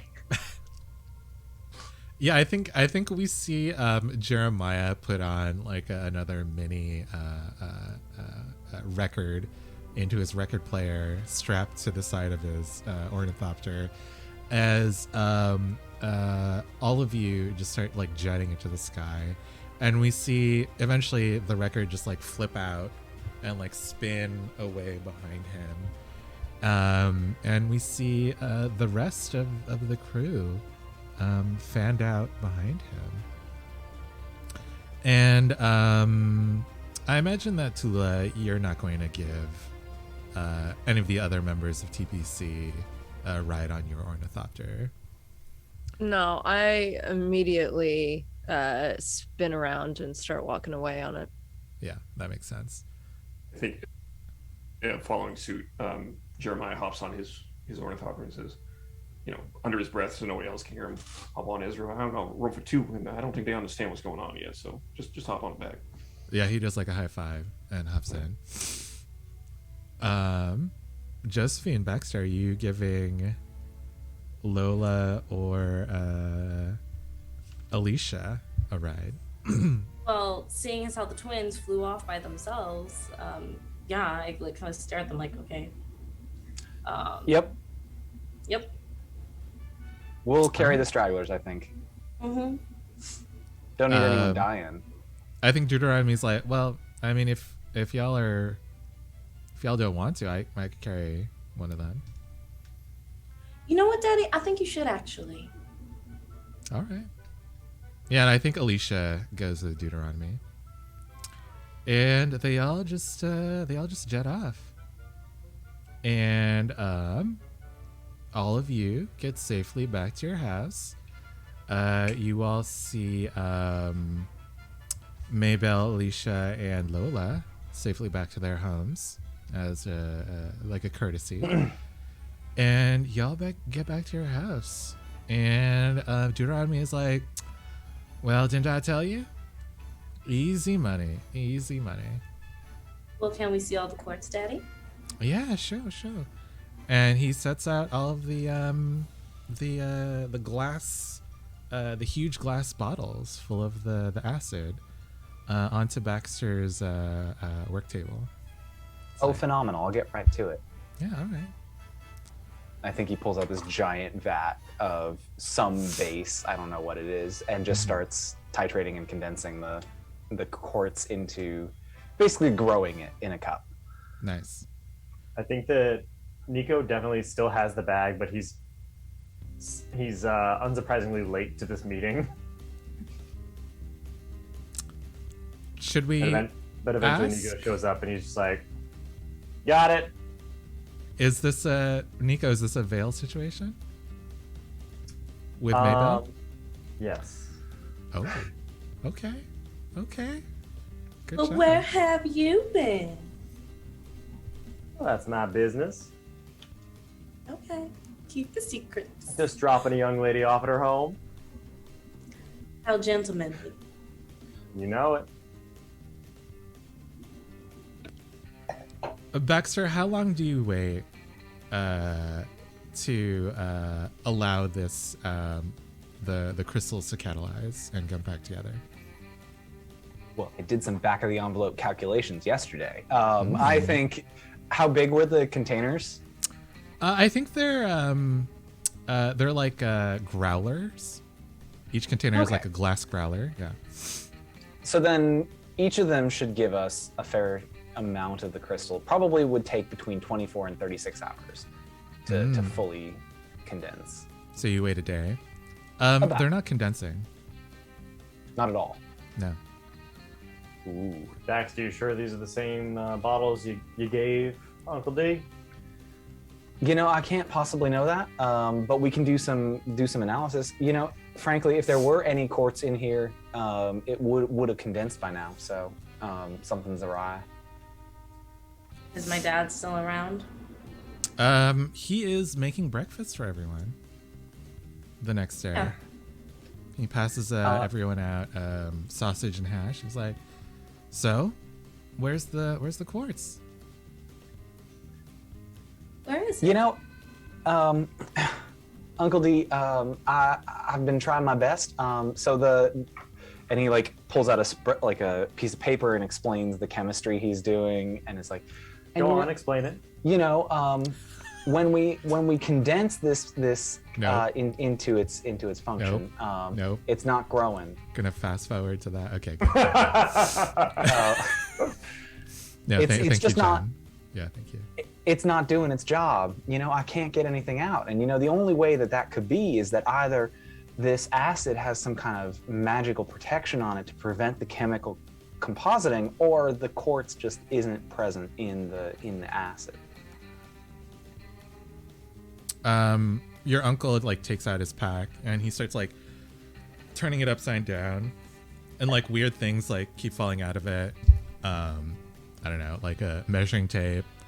There's a vase, a glass vase that shatters when it falls out of his bag. There are a few pens. Yeah, like several packs of cards. It's like, I gave you what you gave me, Baxter. Maybe I don't know. I left my bag with that Alicia kid on the back of my horse. You don't think? You did what? What? I'm gonna dip my fork into the acid. It melts. Could it be that Well, at least that's for real. Could it be the acid melted it so much that it's you can't get it back? No, and I think he goes into a long tirade about how suspension of crystalline particles work. While he's on that tirade, this is my dad's magical bag, right? Or it's supposed to be. Mm-hmm. Can I sense to see if it's the same bag?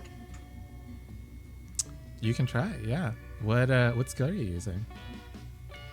I would like to use a tune if I could. Sure. Okay. It sounds like you're doing this like on your own. So as everyone else is like participating in this discussion. So I don't think anyone can help. You said you don't want to push yourself, but would you like a devil's bargain? I'll listen to it. A voice behind one of your ears whispers, "If you need power, I can give it to you."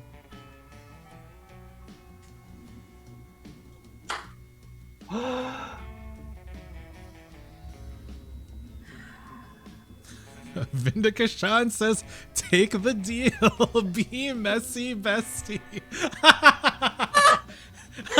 Here's the thing.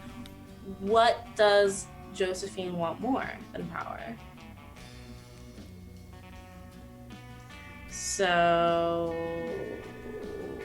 To outshine her dad? I don't give a fuck about him. Okay, that's good. No, literally, fame and glory and power, baby. I think Josephine just kind of like subtly nods. So we'll take that bargain. Take +2, D. And the camera sees the patches of silver behind Josephine's ears grow up into her scalp. And the roots of her hair start to turn silver. Oh my god, I got a root job? Wow. Power and a touch up. Upgrade. Oh. Do we see this? It's only her roots, so I imagine it's not like fully. She's I think wearing she- a hat too. Yeah, so Sure, I don't think sure. so. Yeah. Oh, hello, cute Ooh, time. welcome. You're just Our, in time to see one of our players descend into madness. Yeah. Oh my god, this is so funny because we get deals with the devil over on our Q Time show too. So Nice. here you go. Y'all came in at a good time. I'm making deals with the devil. The devil is Keith. What Yeah. are you so saying about? I'm only giving my players what they want. saying about?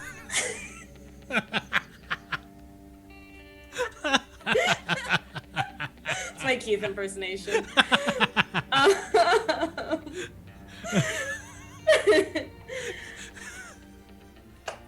Okay, yeah.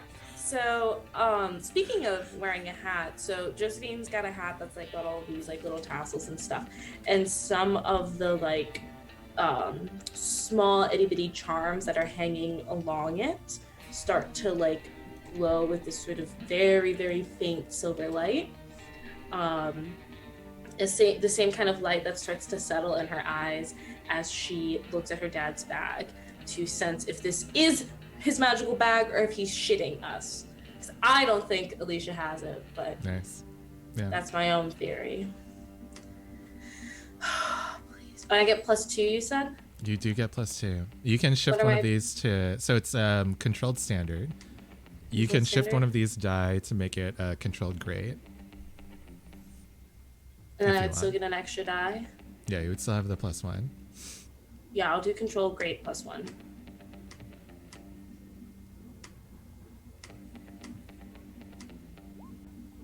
Fuck! Oh god! It is still great though. How do you? I think that this power, like seeping into your eyes, Josephine, almost gives you like it's like infrared vision, but for like a magic.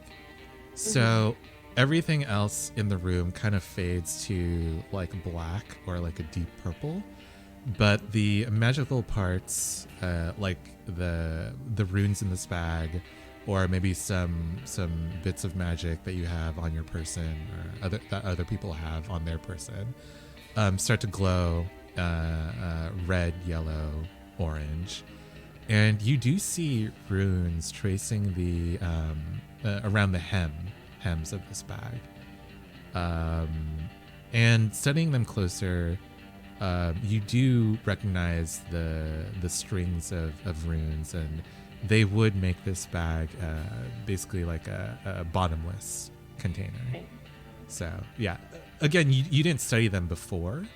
You didn't study the runes before, so you're not sure if it's like the same bag exactly, but it is a bottomless bag, and it looks identical outside of this magical vision. But you do sense that your father is also wearing some magical trinkets. Okay, wait, okay. I wasn't sure. 'Cause I was like, was it a bag or was it a coat? So. It was a bag before, but he is also wearing like a ton of magical rings, magical bangles. There's like an armlet under his sleeve that he's wearing. There are like bracers hidden by his pants, basically, on his shins. He's got like necklaces, earrings. He just like lights up with magical shit. Yeah. Oh, here we go. I think Josephine like takes off of her hat to like stop the spell because it's like connected to that, so her vision goes back to normal. Just like, God, Danny, you're so tacky the way you dress. What? All that magic for what? Well, If you were a Rio caster, you wouldn't need it. You would just be able to pull it out from yourself. But I guess you have no talent, no skill, no integrity. I'm sorry, Josephine, that I don't have any talent with magic and that you're the best magician in our family, etc., etc. Is that what you want to hear? Is that wanna know what you where- want? Well, I mean, it is a very, very lovely greeting in the morning. But what I want to know... And he like turns to the rest of the family saying like, you know, I told her this when she was young. Don't let her make you think that I deprived her of any compliments or whatnot. I was giving this girl compliments left and right. Oh, I have plenty of confidence. Mm-hmm. Uncle, That is Yeah, not this something one. I lack. Josephine is like an indoor plant. You can't just water her once and say it's done. This is a daily occurrence. She needs to be told that she is the greatest, most beautiful, and smartest FICA ever to be bloomed. Don't I know It's it? true. She's a plant she's a lotus. You gotta just put her in water. So I think you're a great where- Lotus or FICA or what. I think you're great, Josephine. You're doing a good job. Well, thank you. so where the hell is our quartz? That's what I want to know. I think that Alicia girl took it. Let me go grab something. Keith, I'd like to read the jars of acid. I think Baxter has a fairly decent chemical set at home, and I'd like to know if this is the same acid, like if there is quartz suspended in there and there's something getting in the way, or if this is an entirely like clean batch of mimic acid that was just scooped out of the base. This is controlled standard, I believe. Yeah, as you take out your chemistry set, you start like pouring things into other things. What? Ouch. I got a 3. I would like to resist my consequences, please. Sure. Are you sure about that? Don't Well- you have like no grit left? You have like 1 grit left. Yeah, Let's see. dude, you can't resist. You're gonna die. I can't resist, can I? Now, well, excuse me. May I reach? So my vice is playing with stuff that we brought back from trips, and so in this way, I am playing with stuff that we got back in a technical capacity. And so, could I argue that I go neutral on my grit for this by resisting No, consequences? because we're not in downtime. You're right. We're not at that time. Good effort, though. Brava. I guess I'll just suffer my consequences. Yeah, this looks like just like neutral mimic acid. It doesn't seem like there's been any quartz melted into this at all. Y'all, I think I don't think this is the same acid we use to collect the quartz. I can't find any traces of it, and he like shows them some sheets of paper. It doesn't look like there was ever any actually suspended in it. It looks like it's only the sediment rock of the area. So Well, how the fuck Okay. did she have time to fill bottles with acid and replace it during the ride home? It doesn't matter. We're gonna find out. Keith, can I ask Ezra to look in the bag? Yeah, Ezra, I think you're the only one that can look through this without getting noticed. Can you just take a peek, see what's going on? I think this Yeah. man might be full of shit. Yeah, sure, bestie. Just take a peek. What are you rolling here, Jeremiah? I don't. I mean, I. Yeah, Okay. I'm trying to figure out like what is this? Yeah, I don't know. I don't know. We kind of broke the game here. Is it a tune? Oh God, I hope not.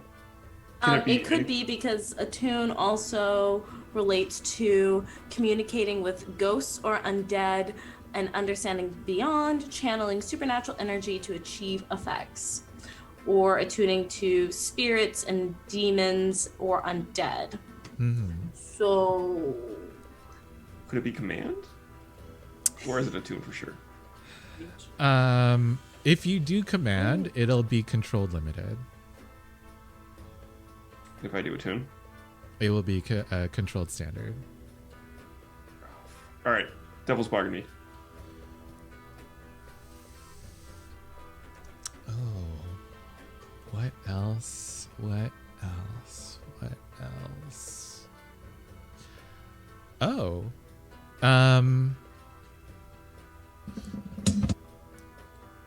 you remember other people from your old squad?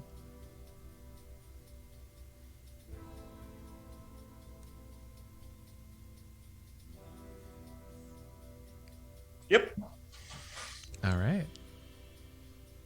Take +1. All right. That's rolling with nothing. So you would have 1 die in this. I think Jeremiah taps on Josephine's shoulder. Josephine, I got a friend that can help us with this, but I need you to help me out too. I'll introduce you guys later, but just know in this moment I can find the shit that he stole. You can steal back. I can't explain it right now though.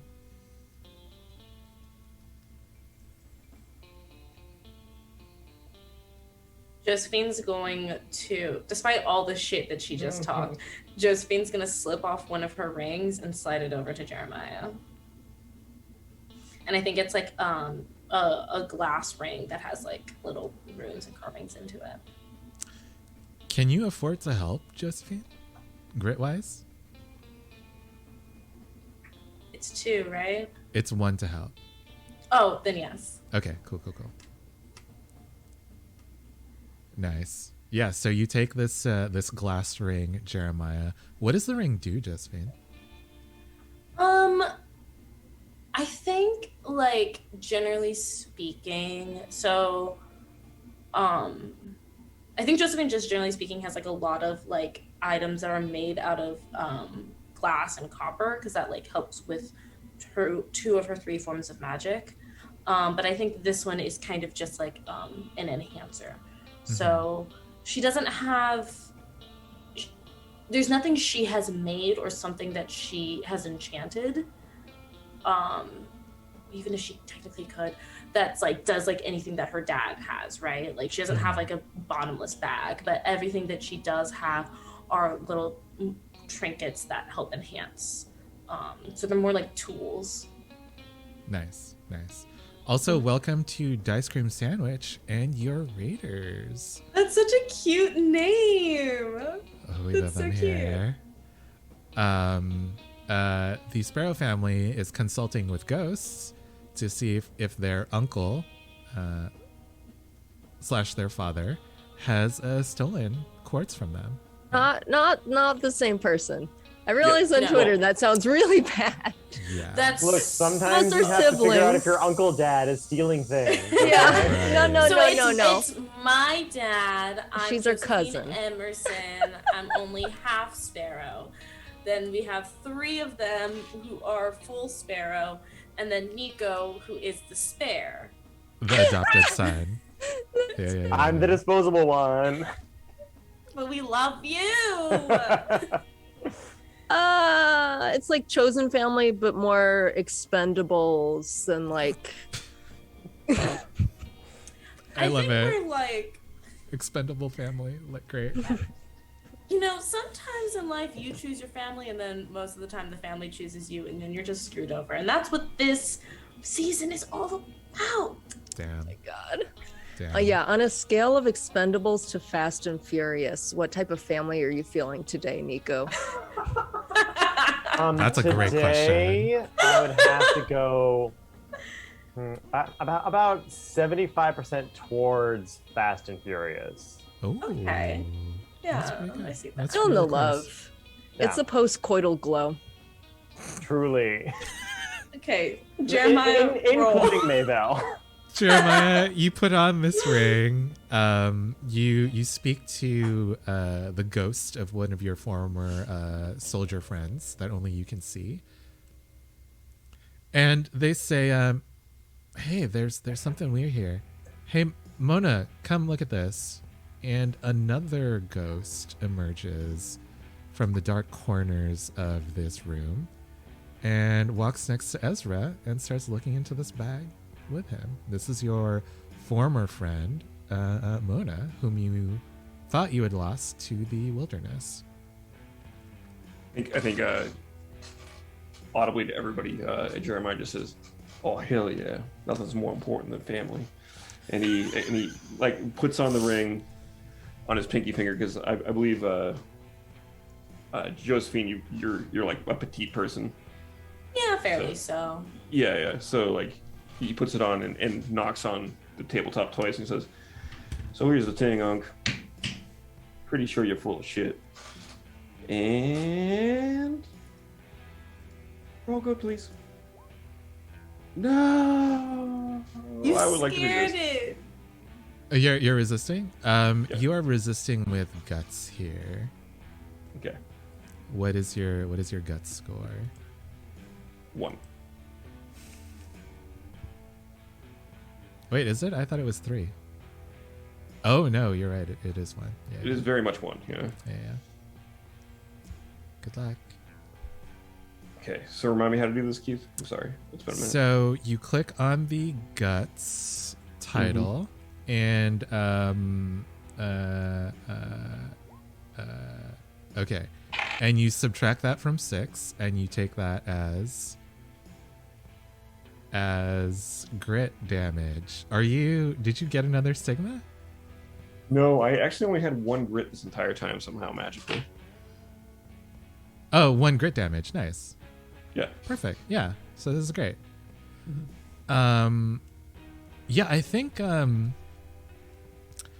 as you're doing this, the 2 ghosts are kind of like digging through this bag, and they're like, "Huh, there's a lot more in here than we thought." And then they both kind of like slip into it, like simultaneously.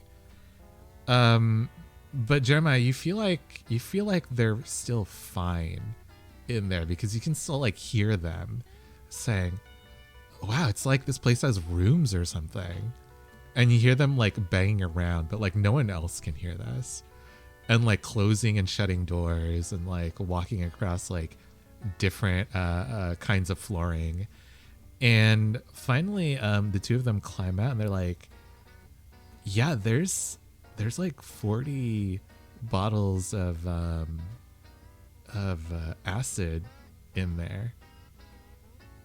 I think he takes off the ring and passes it back to Josephine. He's like, "He's lying. That bag's full of everything we need."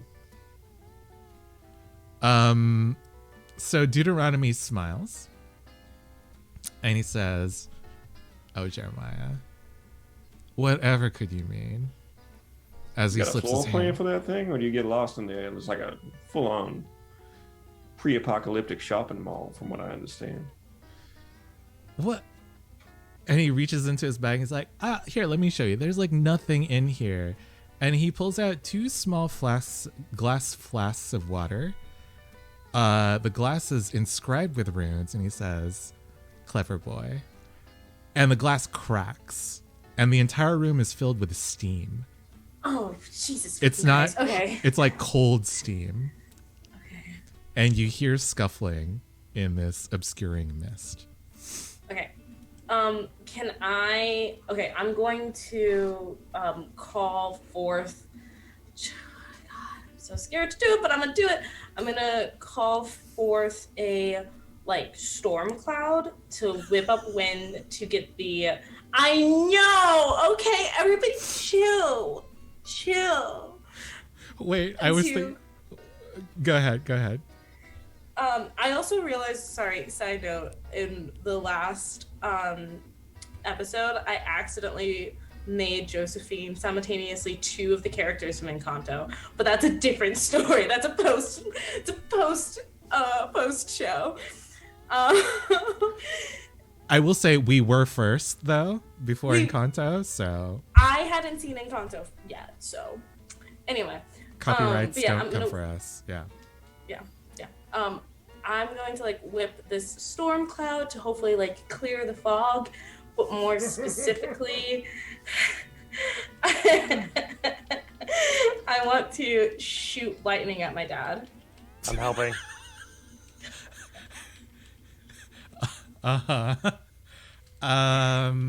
Okay. Yeah. This is desperate limited because you don't know where your father is. I'm helping by giving her an extra set of eyes. Okay. Yeah. So desperate limited. I feel like as soon as the steam showed up, Josephine and I were like, "All right, where's he going?" Yeah. Okay. I'm gonna keep it desperate because it'd be nice to get a little bit of experience. Limited. I'm gonna move it up to standard. Would you like a devil's bargain? Well, I was gonna say, am I getting? Now I'm getting roasted in the chat. Am I still benefiting from my little power agreement? Oh, no. Okay, That was one time. That's fair. That's fair. You give up to get, is the That's thing. fair. That's fair. Okay, what's the bargain? You feel a tingling on your scalp. You know what the bargain is.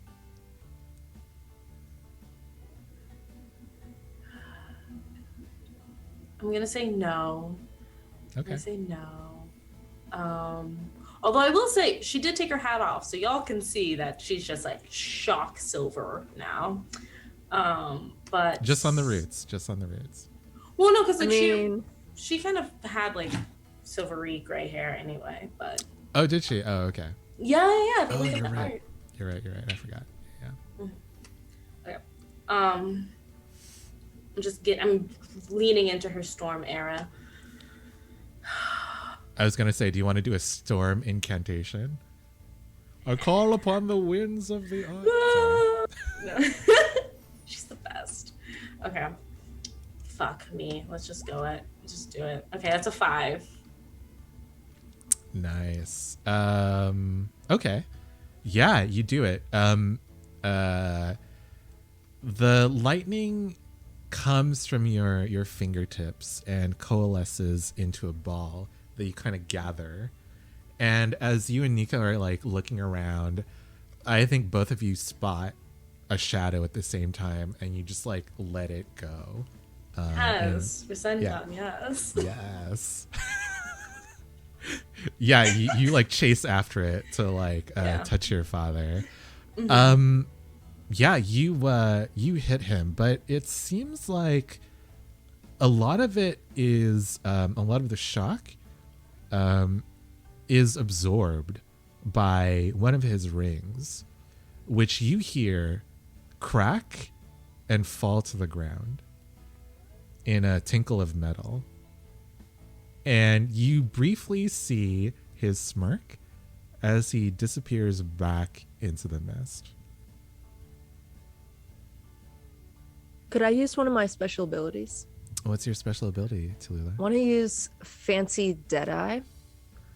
I can push myself to basically like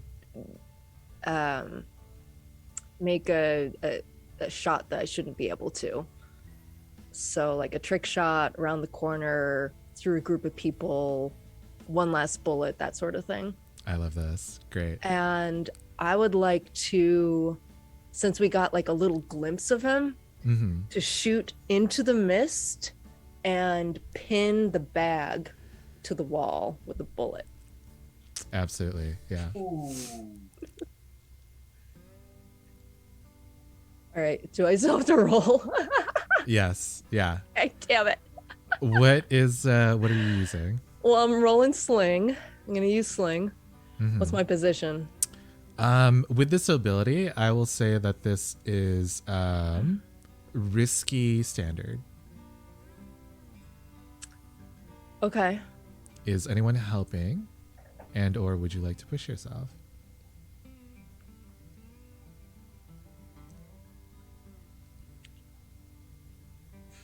I have enough grit to push myself. I want to help. Someone would like to help, yeah. Keith, but I'm not sure exactly. Like, is it cool if I say Jeremiah kind of like tucks himself into the mist as well and hides among it, and then tries to pin him so she can shoot easier? I don't know that you'll have time to like hide and then like spring out of the mist. But if you want to just like go for his legs in this moment when Josephine has cleared the mist around him, while Tallulah like aims for, higher up on his body, that might be a thing to do. I think like Nice. actually, can I just like take my rifle and like try and pin him up against the wall with it? Okay. Oh, yeah. nice. Yeah. I love that. Nice. Okay, perfect. So then I'm gonna bring us. I'm gonna keep it as. Yeah, I'm gonna keep it at risky standard, but I'm gonna take a bonus die. Okay. And here we go. Yeah, 5. 5. Nice. Yeah, you do it. I think that you snap the strap that he's been holding, and it just like tumbles out of his hands. He like turns around and he like looks angrily at all of you before he says, "Did you honestly think that I wouldn't have a contingency for this?" And he melts back into the shadows, leaving the backpack behind him.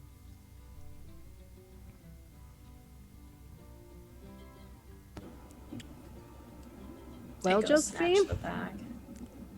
I guess dramatic exits really do run in the Emerson family. I think she just snatched the bag and just, yeah, but I'd do everything better than him anyway. And I like just start shaking it relentlessly, trying to find her Josephine, shit. you notice that the bag is not magical anymore. God fucking damn it! And beside the bag is another broken ring. Literally, like, you see Josephine go on a full temper tantrum. Like, she starts, like, she full flips the fucking table. She throws shit against the wall. She's pissed. I'll walk out the door. Yeah, and when all of the mist clears, we see that the huge chunk of quartz that Deuteronomy had left on the table is also gone. But my bag is still there, right? I still got my bag that You the one that I won. do still have your bag, Nika. Yeah. Baxter in the room? I think Baxter is just sitting in his chair, very clearly in shock, just eyes forward, staring at one of the jars of acid, and just like Josephine slaps it across the table so it breaks. That's why you never trust him. The next time I tell you something, you listen to me because I know what I'm talking about. Do you understand? Keith, I would like to make a move. I'd like to flash back. Okay. Yeah. What are you flashing Doesn't back to? flashback require grit? Yeah, it does. Oh, well, I'll wait until the next downtime. No, that's not how this works, Bessie. Okay, well, all right. I want to flashback. Don't you have no grit? I'm gonna take the stigma. It's worth it in this case. Bessie! Is that your first stigma? Is this worth it? No, it's not. It's my second stigma. No! How is this worth it? We are We're gonna not find supposed to be Deuteronomy. speed running the apocalypse. So I will say you might not have enough grit to pay for this flashback, but go on. Tell me what you want. We can negotiate. Okay. So what I want is, like, with the way that Josephine had been acting, Baxter was a little suspicious. Like the very tense nature between everyone and Deuteronomy and his relationship was discordant. And so I think he might have stuck a little tracker that he found in one of the vials that was attached to it before he handed it to Deuteronomy.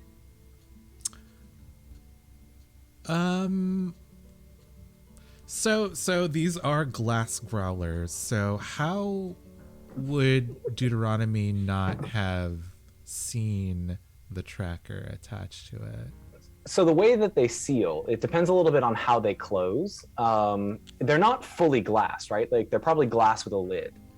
Yes. Yeah. And so the way that Baxter would have done this is he would have had it between layers, between the inner layer and the outer layer of the lid. So it wouldn't be hard. If you were looking in the lid, you'd see it. But if you're not looking at the lid, you wouldn't notice it. I'll say this is free, but once Josephine finds that the bag has become non-magical, the tracking device just like goes away. It disappears. Now completely. that's interesting. Yeah.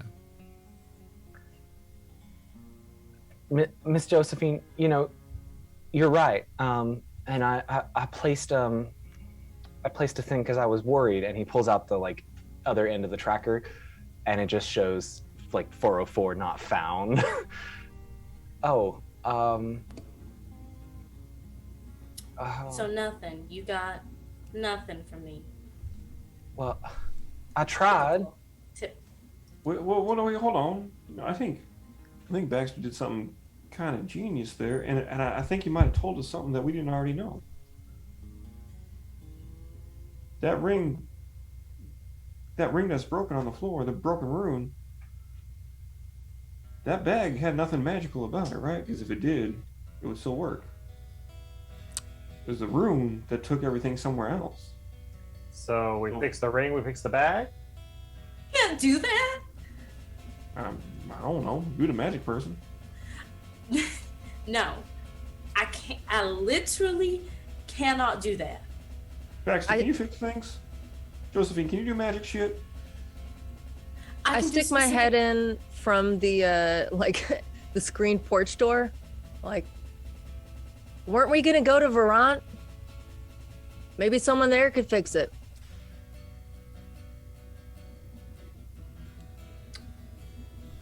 I'm just saying, Josephine, I was wrong. You were right.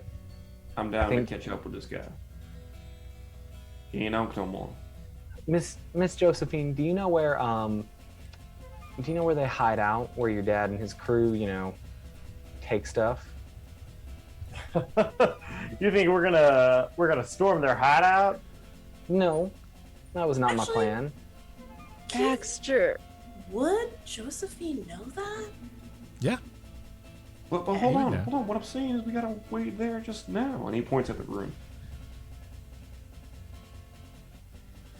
Look, Jeremiah, and he's... Oh, go ahead. No, go ahead. Jeremiah, and he's still like staring dead at the tracker, just like willing it to turn on. I don't think we can repair something like that. And even if we were to be able to do it, I'm afraid of what might come out. I'm not saying we take anything out. I'm saying we use it to go through. Jeremiah, I promise I ain't trying to be mean. How much do you know about magic? Not a fucking thing. But I know that man just stole from my family. Okay.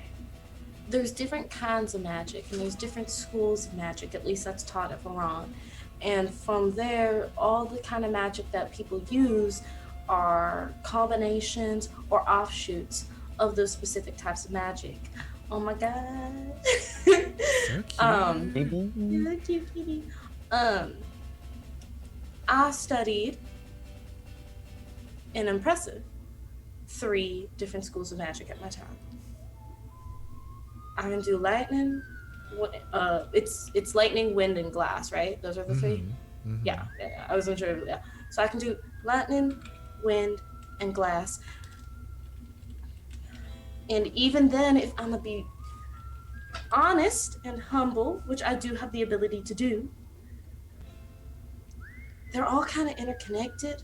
So it was easy to learn all 3 because they branch off of each other. But I don't know much at all about script magic, which is what my daddy does, which is what this ring is. He's an enchanter. He makes magical items. So Okay, so we're all in agreement then. We're taking a little family trip to Verant. we have to. That's the only thing we could do. And then we go get our shit back.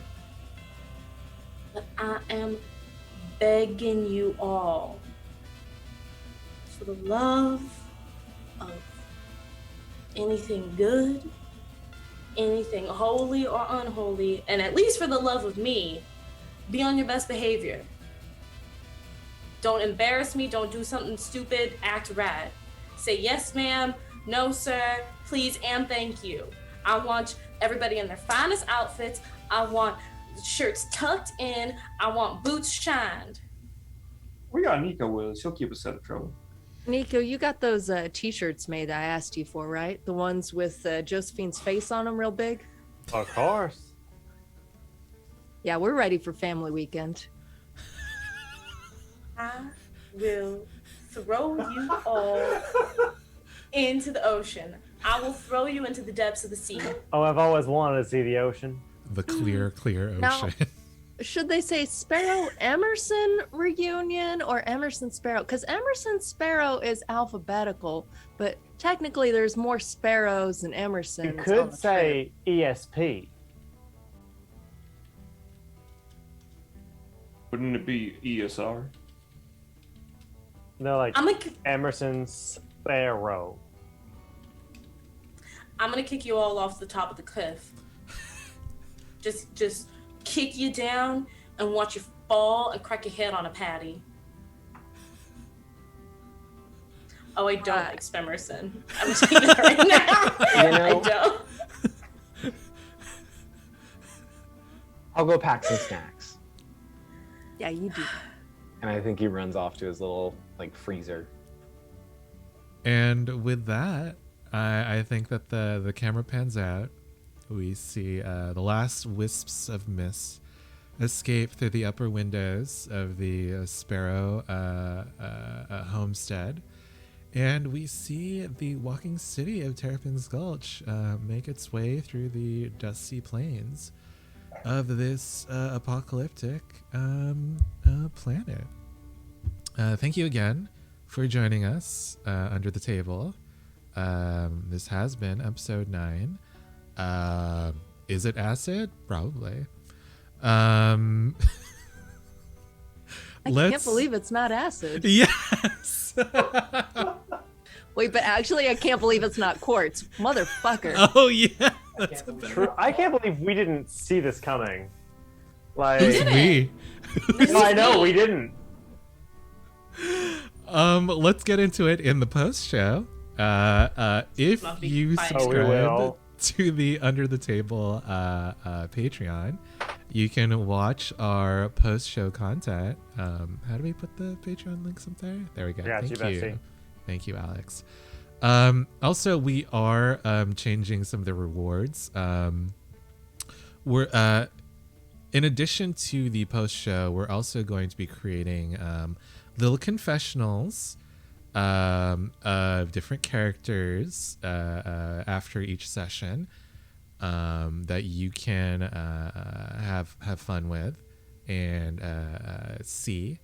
Maybe if you would like to send us some of your questions on Patreon, we could include those in future confessionals. Also, I will begin to put out polls for Patreon subscribers to help create locations or people, things like that. And hopefully we can update those gift goals in our Patreon soon. But that's something to look forward to. And thank you again to our Patreon patrons. Let's do outros. Let's start with Tim, backwards order. Oh, hey, I'm Tim. I do this, which is super fun. I love this game so much. I love playing with you guys. It's so nice to be back in the saddle again, so to speak. I also occasionally, once a month, do a 40K stream. I'm a big old 40K nerd, or Warhammer nerd in general. So this upcoming month on the 2nd, so February 2nd, we're going to be playing our third game of Wrath and Glory with the lovely Keith. Yeah, it is mirrored. Great. I did that right. Nice. And guilty. And our good friends Lana and Janine. Janine's going to be playing a Kroot. I don't know if you all know what a Kroot looks like, but it's going to be fun. So I'm really excited about that. Also, I'm planning on doing a little bit more streaming on my channel. It's been pretty inactive for a while, but I think Tuesdays and Thursdays I'm going to start playing and painting some Warhammer stuff. So yeah, Keith, if you want to hop back on that with me, we'll talk about that after stream, and we will do some fun stuff. Nice. Liv, tell us about yourself. Hi, so I'm the award-winning podcaster Liv.